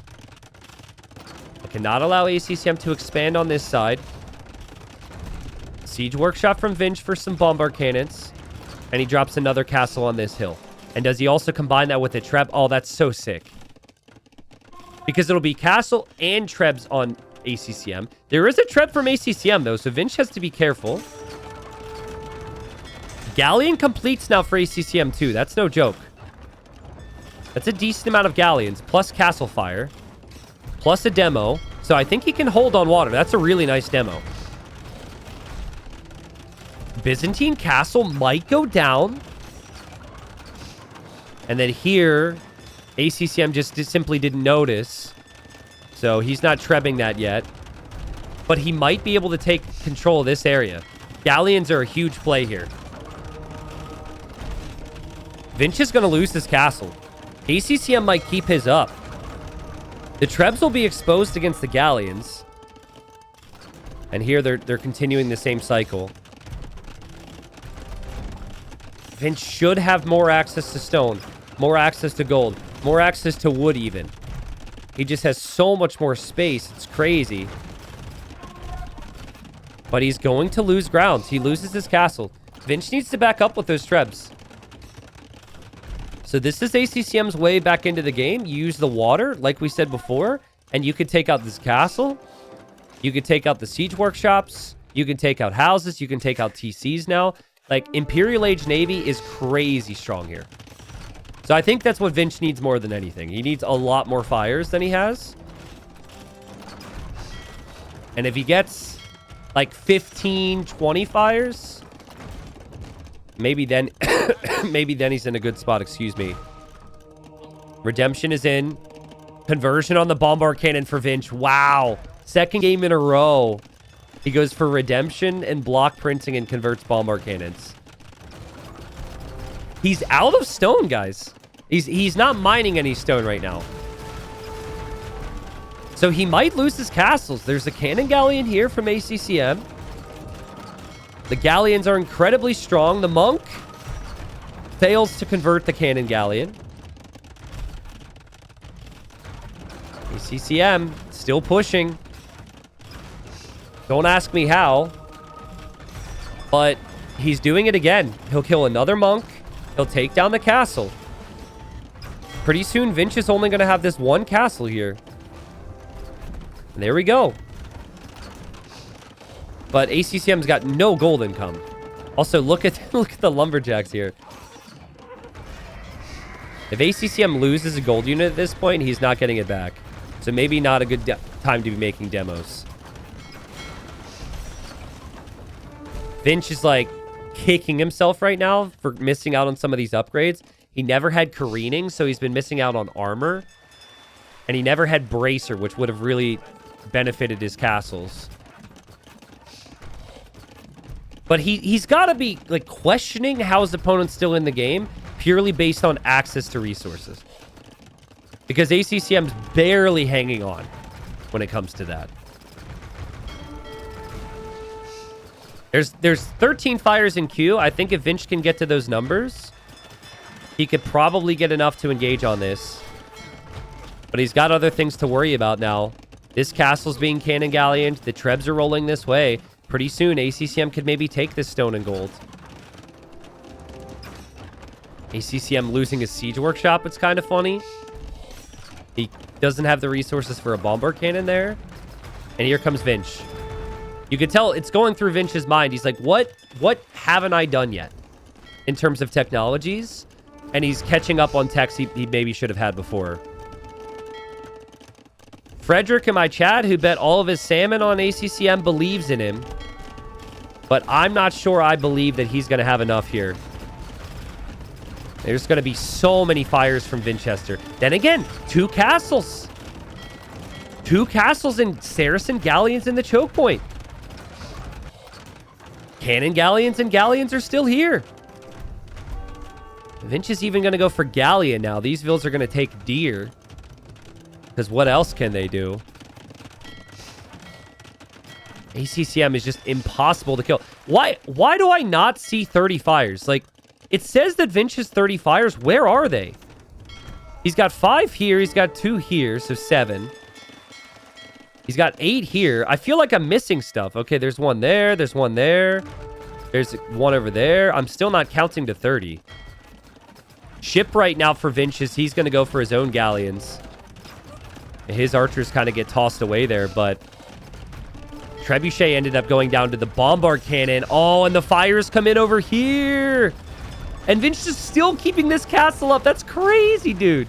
He's been repairing this for 5 minutes. The amount of stone he must have purchased. Look at the left side. And he holds it. He'll take the Trebs. The fire's now moving this way. And with shipwright as well, it should be so easy for him to flood the map with ships. He drops another castle. And finally, I think Vinchester has enough. And ACCM just doesn't have resources to take. The 10 or so vills the game says he has on gold is right here. Like, that's not good enough. Also, pretty crazy. ACCM doesn't have ballistics. He's just now getting ballistics. It wasn't that obvious in some of the fights because the fires were just running straight to them, but that could have helped. In the end, I'm not going to sit here and say, though, that ballistics was a game changer. I think it would have helped, but Vinchester just had such a great game plan to control the islands. It's such a good economy. Such good, like, command of his units. And guys, Vinch is playing amazing, dude. He's playing incredible. He's even going to get Greek fire now, which makes the fires even stronger. And I don't think it was a bad strategy from ACCM. I mean, I saw one person when he started to lose say maybe the strategy from Vinch was better. But prior to that, I saw someone say perfect strategy and better strategy from ACCM when the galleys worked initially.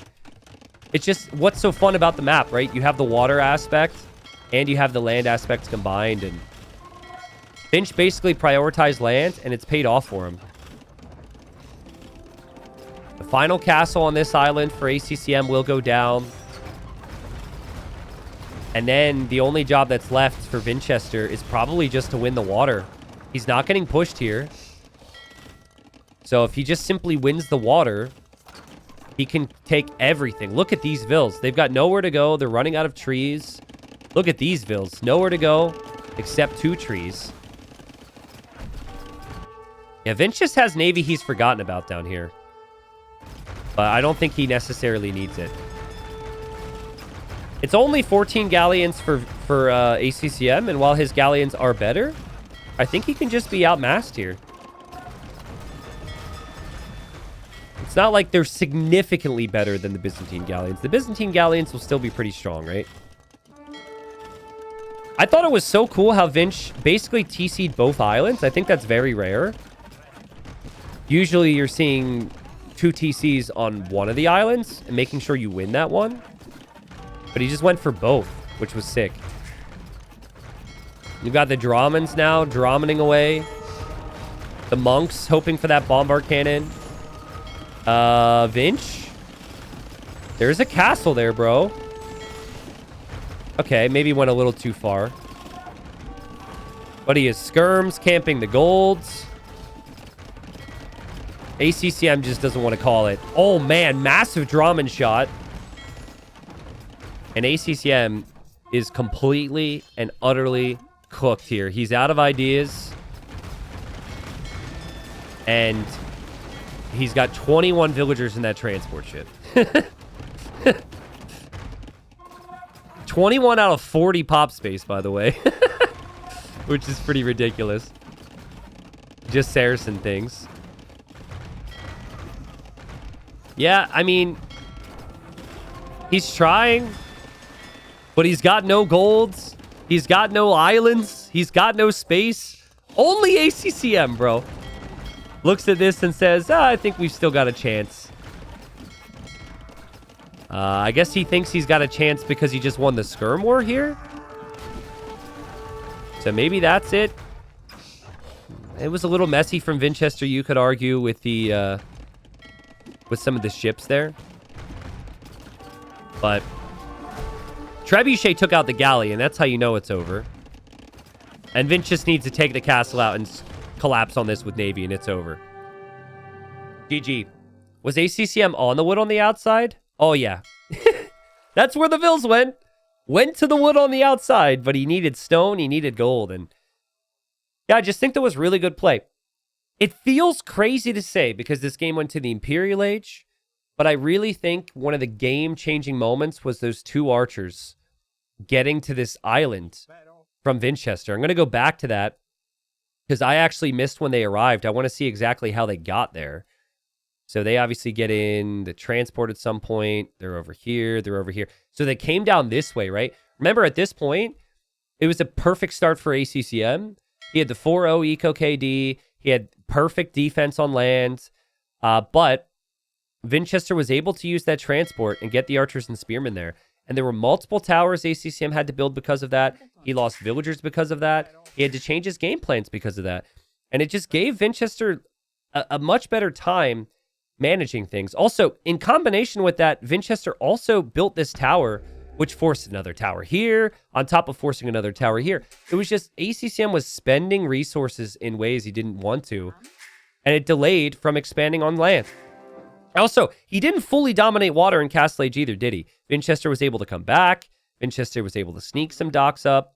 So Vinchester goes up 3-2. First time in the series we had someone win 2 games in a row. And Vinch is 1 win away now from moving to the quarterfinals. Just truly dominated that one. More of every single resource. And so, I think the strategy from ACCM was great. I'm not going to say that was poor strategy. I just think that he wasn't able to play pure water because of how Vinchester played. Byzantine's probably the better overall pick, but we could see what ACCM was trying to do. Okay, so really bad time to have to change colors and all that jazz, but that's what we have to do. They're in the game already, and it's 9-Vil start. And so on this map, you've got vision of the middle area where your TCs start, and you both have, 5 rhinos. So Mongols are immediately maybe the best civilization in the game for this because of all the hunt. And then you also have the pawns in the corners, and that's an area where players can go. And another thing to mention is you also start with huts. So you don't need to build your houses at the start too. So you could do some pretty wild things with your builds here. Now, I saw some games like 4 weeks ago where it was Fast Castle Scorpions Phosphorus style on this map. Because you have the food and you're right next to the opponent. So like all-inning is kind of good. But I doubt Vinchester's going to do that. I don't know, chat. Can you tell me if anyone's done any crazy things with Romans in the earlier rounds? I would expect that Vinchester's still going to play standard. Romans are 5% more efficient. So, like, that's a good bonus to have. He'll probably try and weather the storm. And probably try and not die, but... Yeah, also, you can see if your opponent's going to come this way to try and steal rhinos... You could see them coming, and that's what happened there. Vinchester saw and decided to shoot that rhino. Vinch got douched by Sato on this map yesterday. I actually think it's not a bad strategy. I think it's actually a good map for it, the TC drop. I know some people like to, were critical of Sato because Sato was in a weird position where he didn't really need to win. So he went for some crazy things, but I actually think it's a good map for it. It's flat terrain. You're super close to each other. You could still, fish boom. So some of the strongest town center drops can be on maps where you have food economy behind it. That's safe, right? So I think Sato was very much in a position where he didn't want to show any of his strats for the next rounds. And if he lost, he wouldn't be up against Terra if he wins the round of 12. So he was just like, let's try some crazy things, see how it goes. Totally understand it from his position. I mean, we're talking about Romans trying Fast Castle. ACCM could consider that too. Look at the way he's walling up here. If he just walls towards this hut and in towards the TC, he can take his gold. And then he can also he also has the fish boom. So Vinchester on the way up. And Vinchester looking, and there's a villager from him. But he doesn't know what direction his opponent has docked. So, not knowing that, I don't know. Maybe the players have a way of understanding that. Maybe they actually paid attention to villagers moving different directions early. But in theory, he's going to have to look for this, right? This is Fast Castle from ACCM. I think this is Fast Castle Lancers. Has to be. Because you could be up so much faster here. Has to be. And so the way you beat this is you pressure as fast as possible on land, and you also kill fish at the same time. That's the way you beat this. That's the only way you have a chance. And so Vinch is doing the right things. Not a fan of this, by the way. Any map that has water that's dockable, not a fan of there being wolves and whatnot.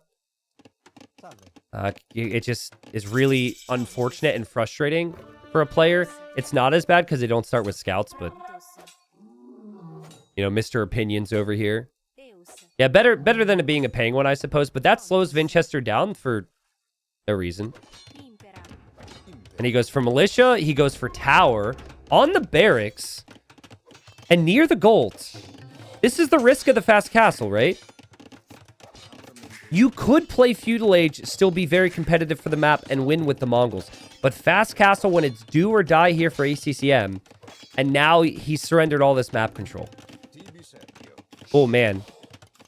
Honestly, you just take the hut. Huts are so weak, and they don't have armor. Houses have armor. Huts do not. Take the hut. Why are people not attacking huts? Why is this such a caster thing? I mean, I guess I'm the guy that didn't attack a 1 HP fence. If you really want to do your research. But still, I think that hut is the no-brainer. Take the hut. Look at how much damage the tower's doing to the hut. Why? Anyways. It's at 330 HP. Let's walk around here. Oh, now he's going to attack the house. Yeah, let's do that. Let's attack the 750 HP house instead of the 331 HP hut. I think this is just the product of the fact that casters have too much time to talk about things in some Dark Ages. So we check the HP on these. But dude, the gold is here. The hut is here. Attack the hut. Okay, he's on the way. And he's got more infantry coming. And he's got a fire here. Dude, ACCM might be able to make like 2 Lancers. How's he supposed to get food? Okay, he'll drop a tower. The hut is worrying for him. He does have a market to buy food. But he doesn't have consistent food income anymore. He's got 1 vill on shorefish. And then 3 vills on berries for food income. Tower goes up. Honestly, that's a really good tower from ACCM regardless. And Vinchester should know exactly what his opponent is going to send this way. How much food is a Lancer again? Oh, it doesn't let me see here. It's like 70 food? 70 food, 30 gold or something? But if you micro them, you could kill everything. Vinch's eco is so exposed. I actually think it might be more valuable to attack the market than it is to attack the stable. But in the end, ACCM is going to be in Castle Age. ACCM's on gold. ACCM will shoot the tower down. He didn't take any significant losses beyond the fish. And his opponent is right next door. And Camel from Vinchester gets hit. And will be on his way. Ideally, what you do in Vinch's position is you're on every pond and you're adding fish constantly. You get up to like 15 fishing ships. Do or die for ACCM. Fighting for his tournament life. He's still got his hut.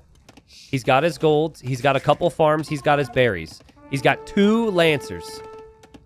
72 HP, 9 attack, but +1 range.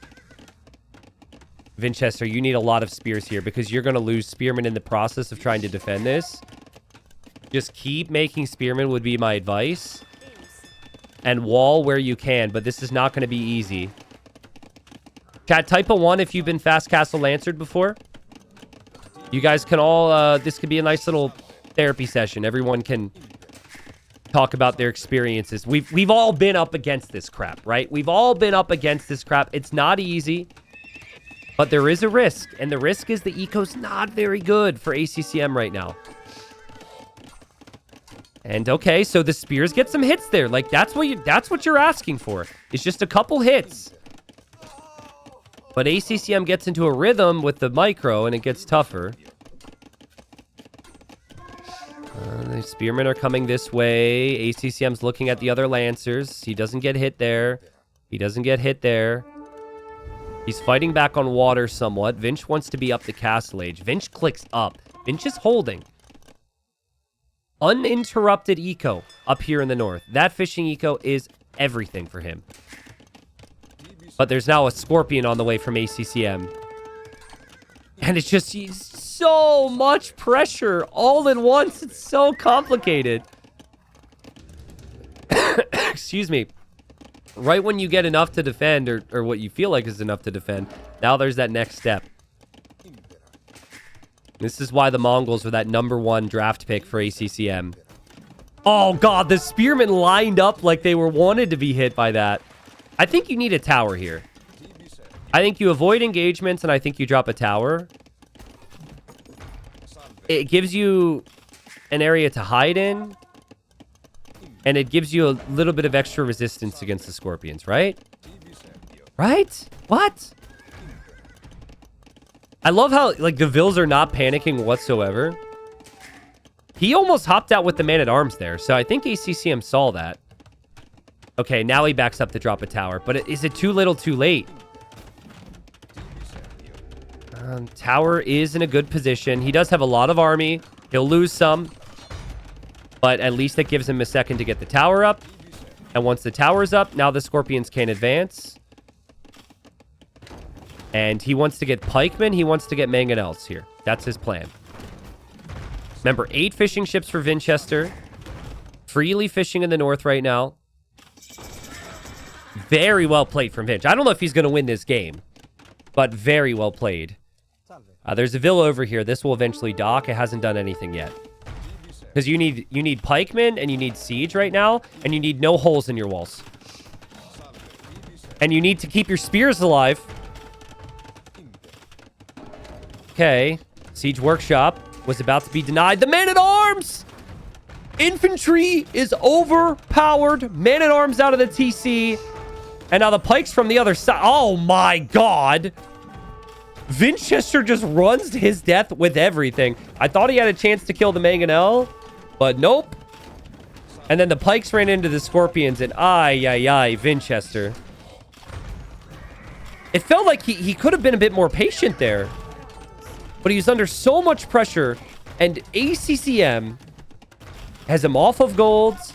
He's taking down his town center. And he hasn't lost many units this game. So many kills. He'll now mix in a couple monks to heal up the lancers. Vinchester's pretty much off of golds. Honestly, what's stopping ACCM from sniping that mangonel? Well, that was a good hit, actually. And, okay. Hold up. Hold up. Hold up. Hold up. Vinchester's completely fine all of a sudden. Oh, but ACCM gets the shot. Man, that was crazy. ACCM kills his own unit. Gotta love it. And Vinchester could breathe. Pikeman versus Mangonel. Villager needs to repair. Pikeman versus Lancer. What's happening? Guys, their ecos are so weak right now, they can't really afford much more. So losing these 2 Mangonels is horrible. He ran out of gold. He ran out of gold. He actually, or she actually ran out of gold. Excuse me. And now we have a reset. So Vinch can get back onto golds. I mean, that's funny. ACCM's going to take the hunt. There's fishing ships down here from Vinch as well. That's so good. Vils on gold over here for ACCM. So he moved to gold super early. The thing is, it's so tough to get the Lancer number again. He had like 12 Lancers. Him diving for that Mangonel ended up being the losing engagement. He needed to fall back and heal up, it felt like. Like 3 Mangonels, 2 Scorpions, and 10 Lancers is not something you could just get to magically again. And you've now weathered the storm. If you're the Romans, and your bonuses feel so much nicer here. Your position feels so much nicer here. I think ACCM thought he won the game with that fight. And so he took fights that he thought he could just take no problem. I thought he won the game with that fight.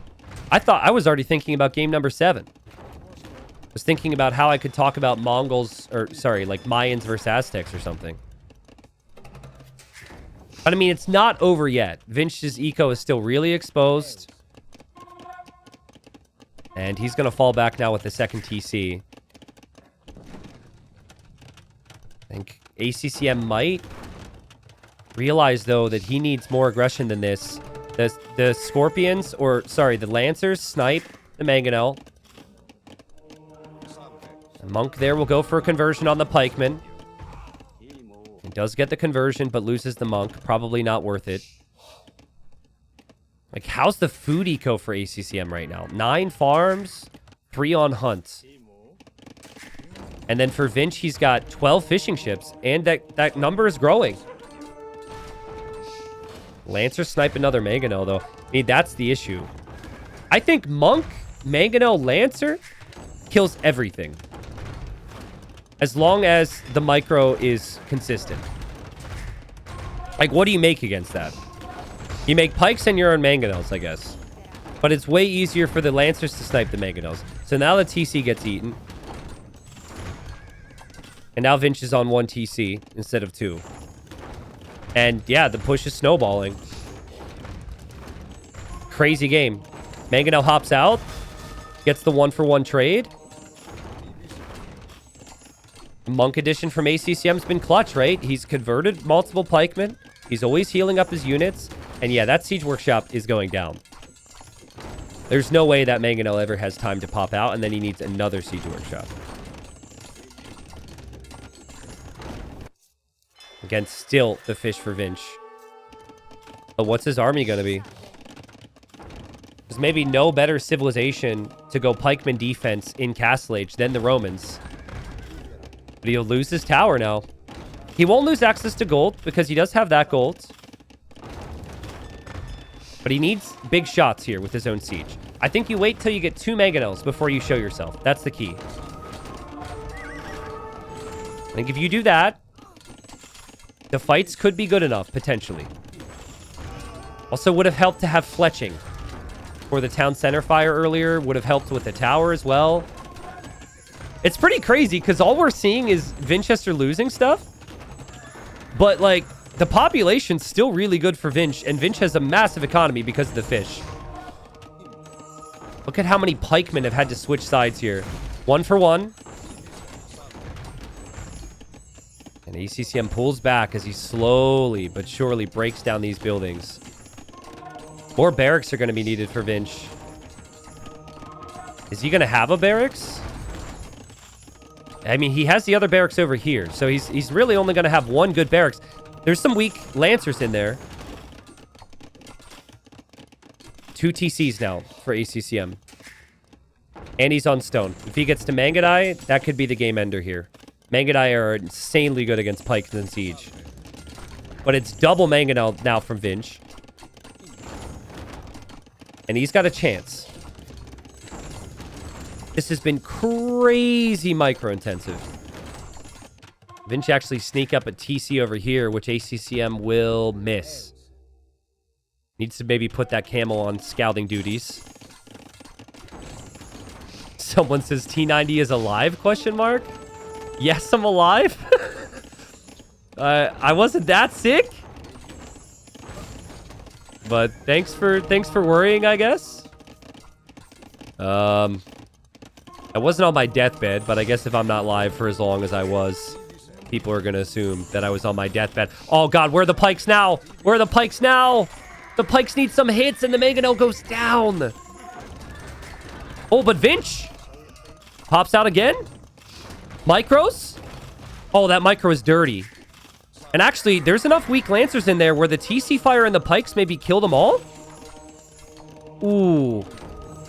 Dude, I don't know what to say about this game. This game is just absolute madness. It's so messy. If Vinch gets a castle, though, or sorry, not Vinch. If ACCM gets a castle, it's the game ender. Vinch can't lose any more ground. Even a third TC for ACCM. Crazy. Guys, adding in monks against pikemen doesn't feel natural. But look at how helpful that has been. Because pike v pike, pikes do like nothing versus other pikes. So it's just like a random tank unit to tank the damage.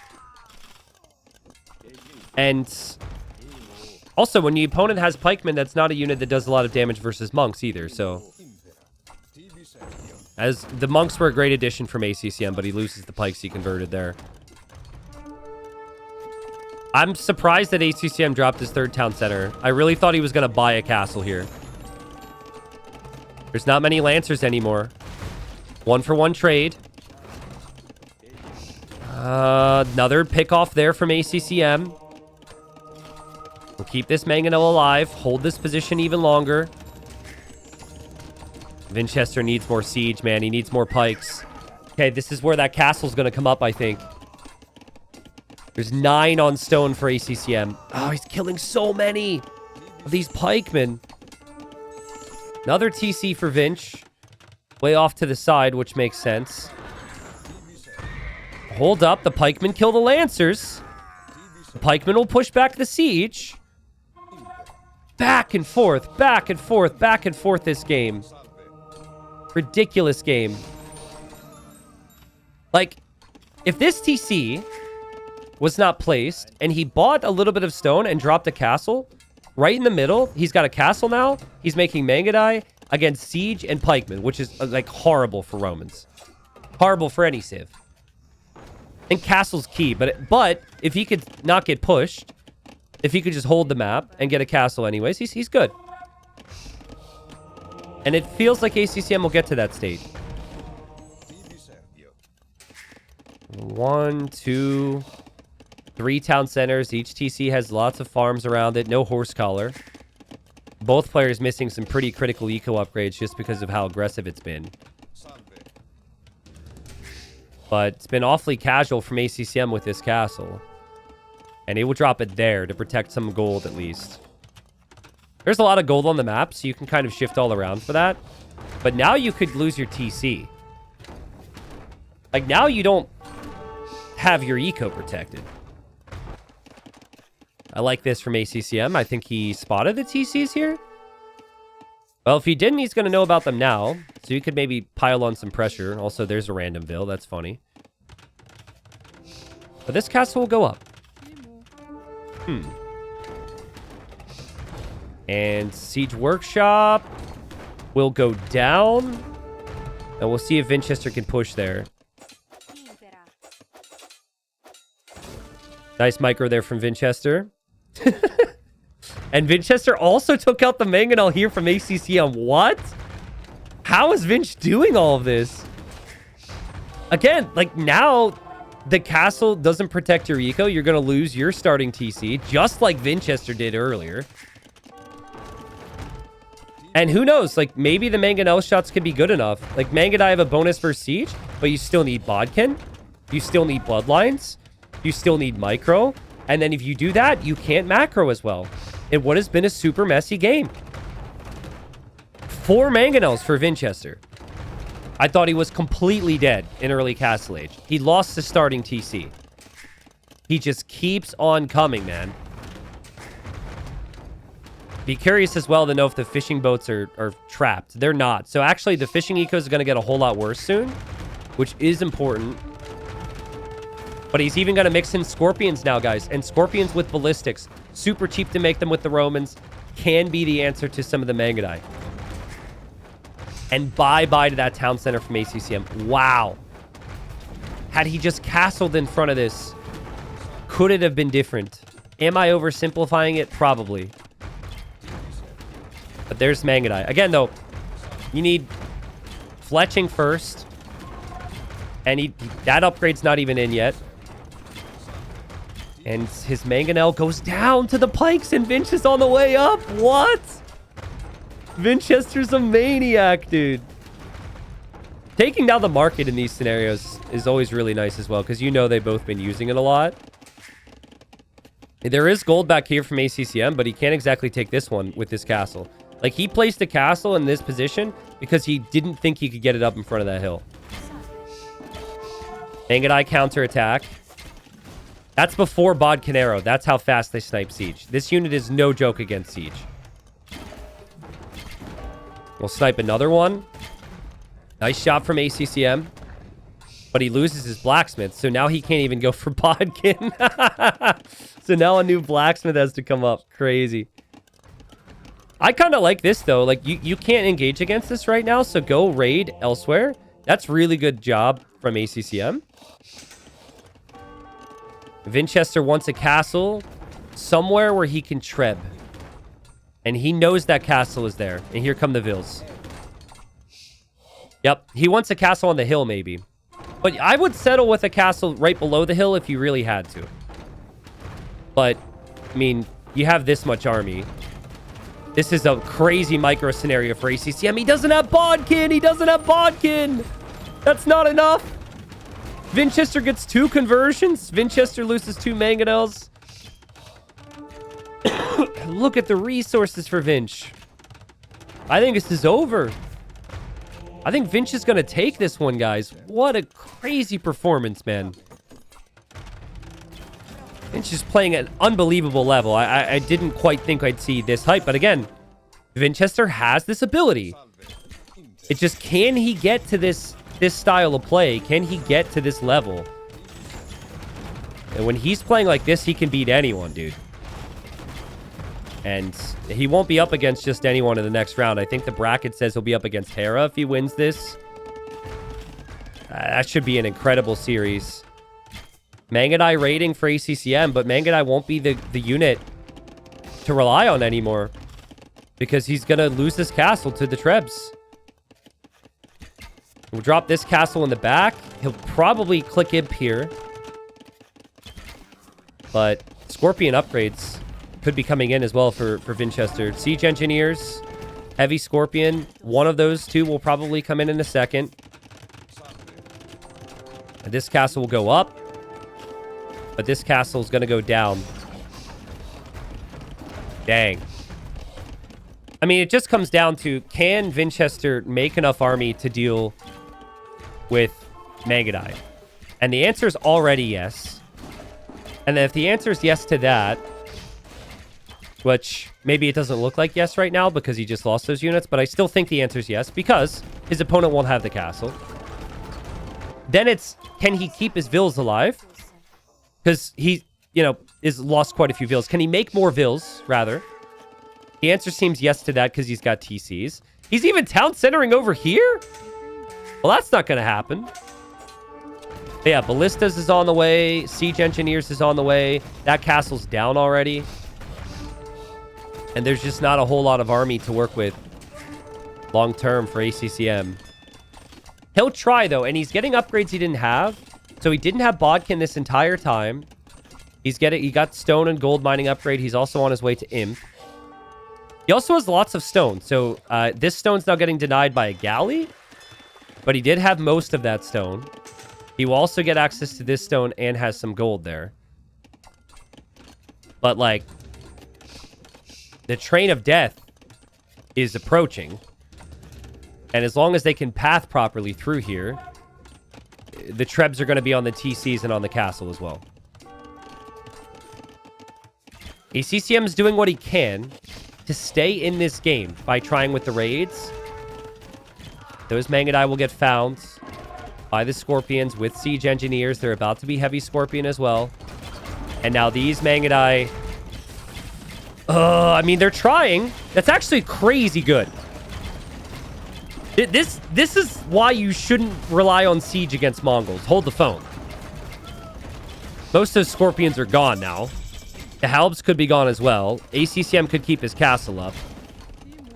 Maybe this is doable.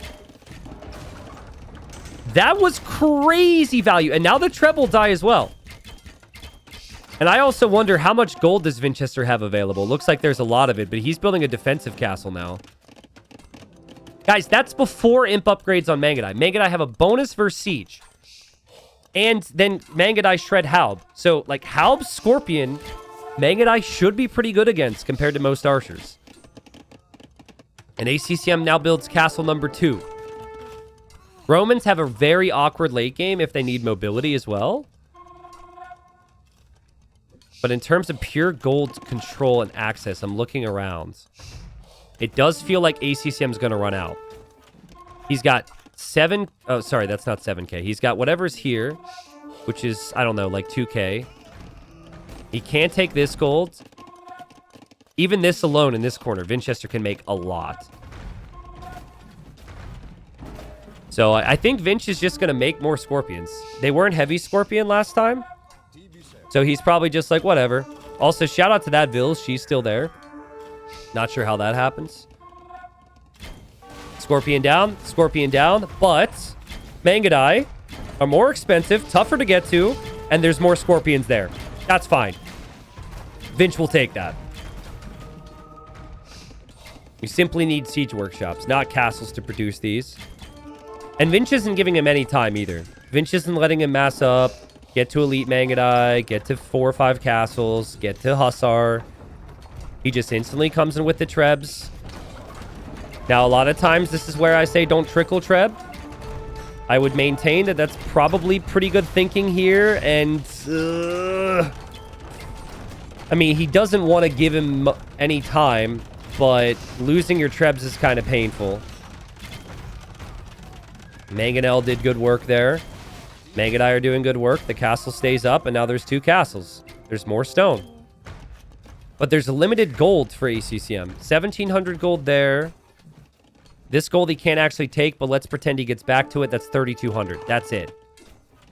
Also, there have been random halbs from Vinchester in a lot of different areas. I think he might even produce out of this barracks. Look, he's raiding with halbs. So you need 4 Trebs. Maybe more if there's Mangadai involved. And you just need another massive Scorpions. And then you need to make a play for these castles. Do or die for ACCM. It's best of 7 here. I don't think he can afford Onager. But honestly, that might be your best play. Like, going Onager instead of Elite Mangadai might be the better move. You can try and micro this, but when you micro that, you can't do anything else. You can be so lazy with the Scorpions. Oh, and the Trebs are here. Again, somewhat unprotected, but the Mangadai can't be everywhere. They have to go for the Scorpions first. They'll do that. And now Desperation repairs from ACCM with what little stone he has left. Vinch also with 3 relics as well. More Halb raids on the side. Could be some more Halb raids over here. The Trebs working away on the castle. One of them goes down. There's still 2 more. And the horde? What do you call a group of scorpions? You don't call them a horde. You call them the clump? The group of... The monstrosity of scorpions is coming forward. And, well, they patrolled into a house. So, they didn't really get there. It's not a flock of scorpions, dude. Okay, what about the actual, like, the insect scorpion? What is a group of scorpions called? Can someone look that up? Also, we have centurions on the field.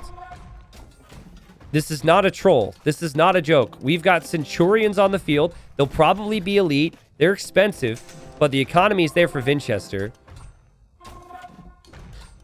Scorpion is not an insect? Well, it's like crunchy. Like when I just thought, you know, you step on a scorpion, I just thought of the noise and I assumed it was an insect.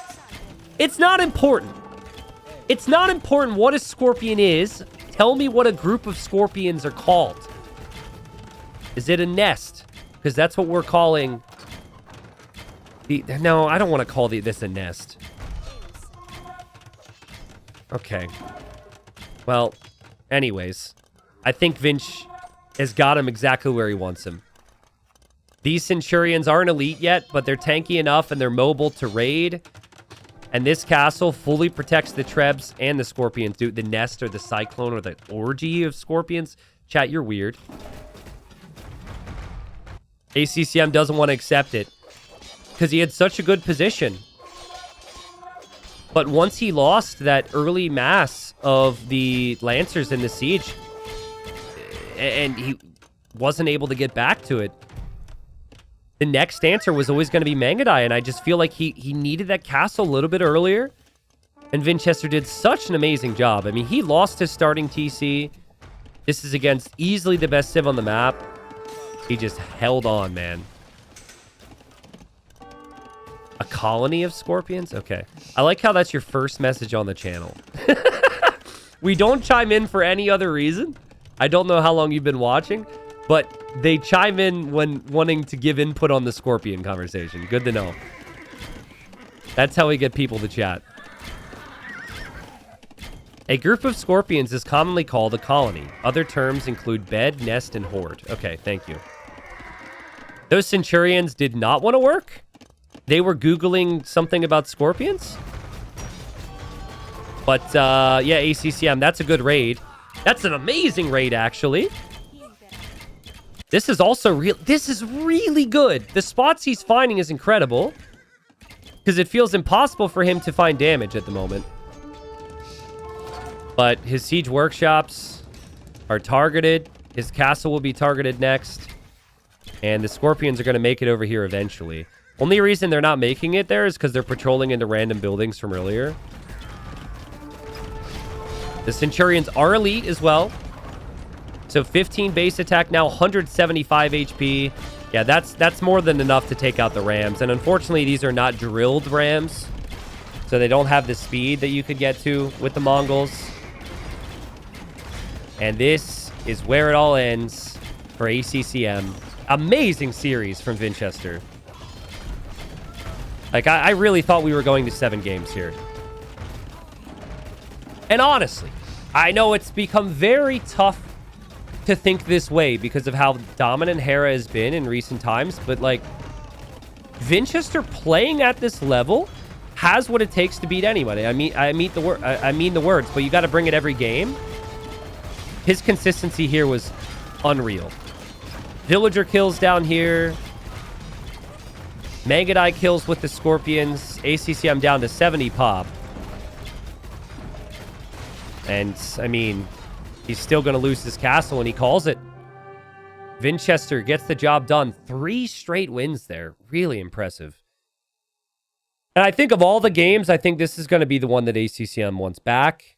The start to Castle Age was amazing, and then everything just fell flat. But that's what happens in an all-in scenario. The extremes of the Mongols bring you just that. If they lose their early army in Castle Age, usually they're just a generic save. They don't have any bonuses to work with to get excited about until the super late game. And he wasn't really able to get there. Well played from Vinch. I think good signs for him is that he was so consistent today. We'll see what Vinchester will see once he's in the quarterfinals. It's obviously one of the big things with Hera, is you know that he's able to bring his top level every time, which is not so easy. But I love to see Vinchester play Age of Empires at that level. And I love to see people survive that, man. Like, usually TC gets eaten and you're just dead. But he hung on. I think the fish were big. I don't think it was a mistake from ACCM to not focus on the fish. It really just comes down to the initial army. I think there was a point where he was adding monks. And then he kind of lost everything soon after that. Where was it? I think it's like right here. Right here. He has his opponent exactly where he wants him.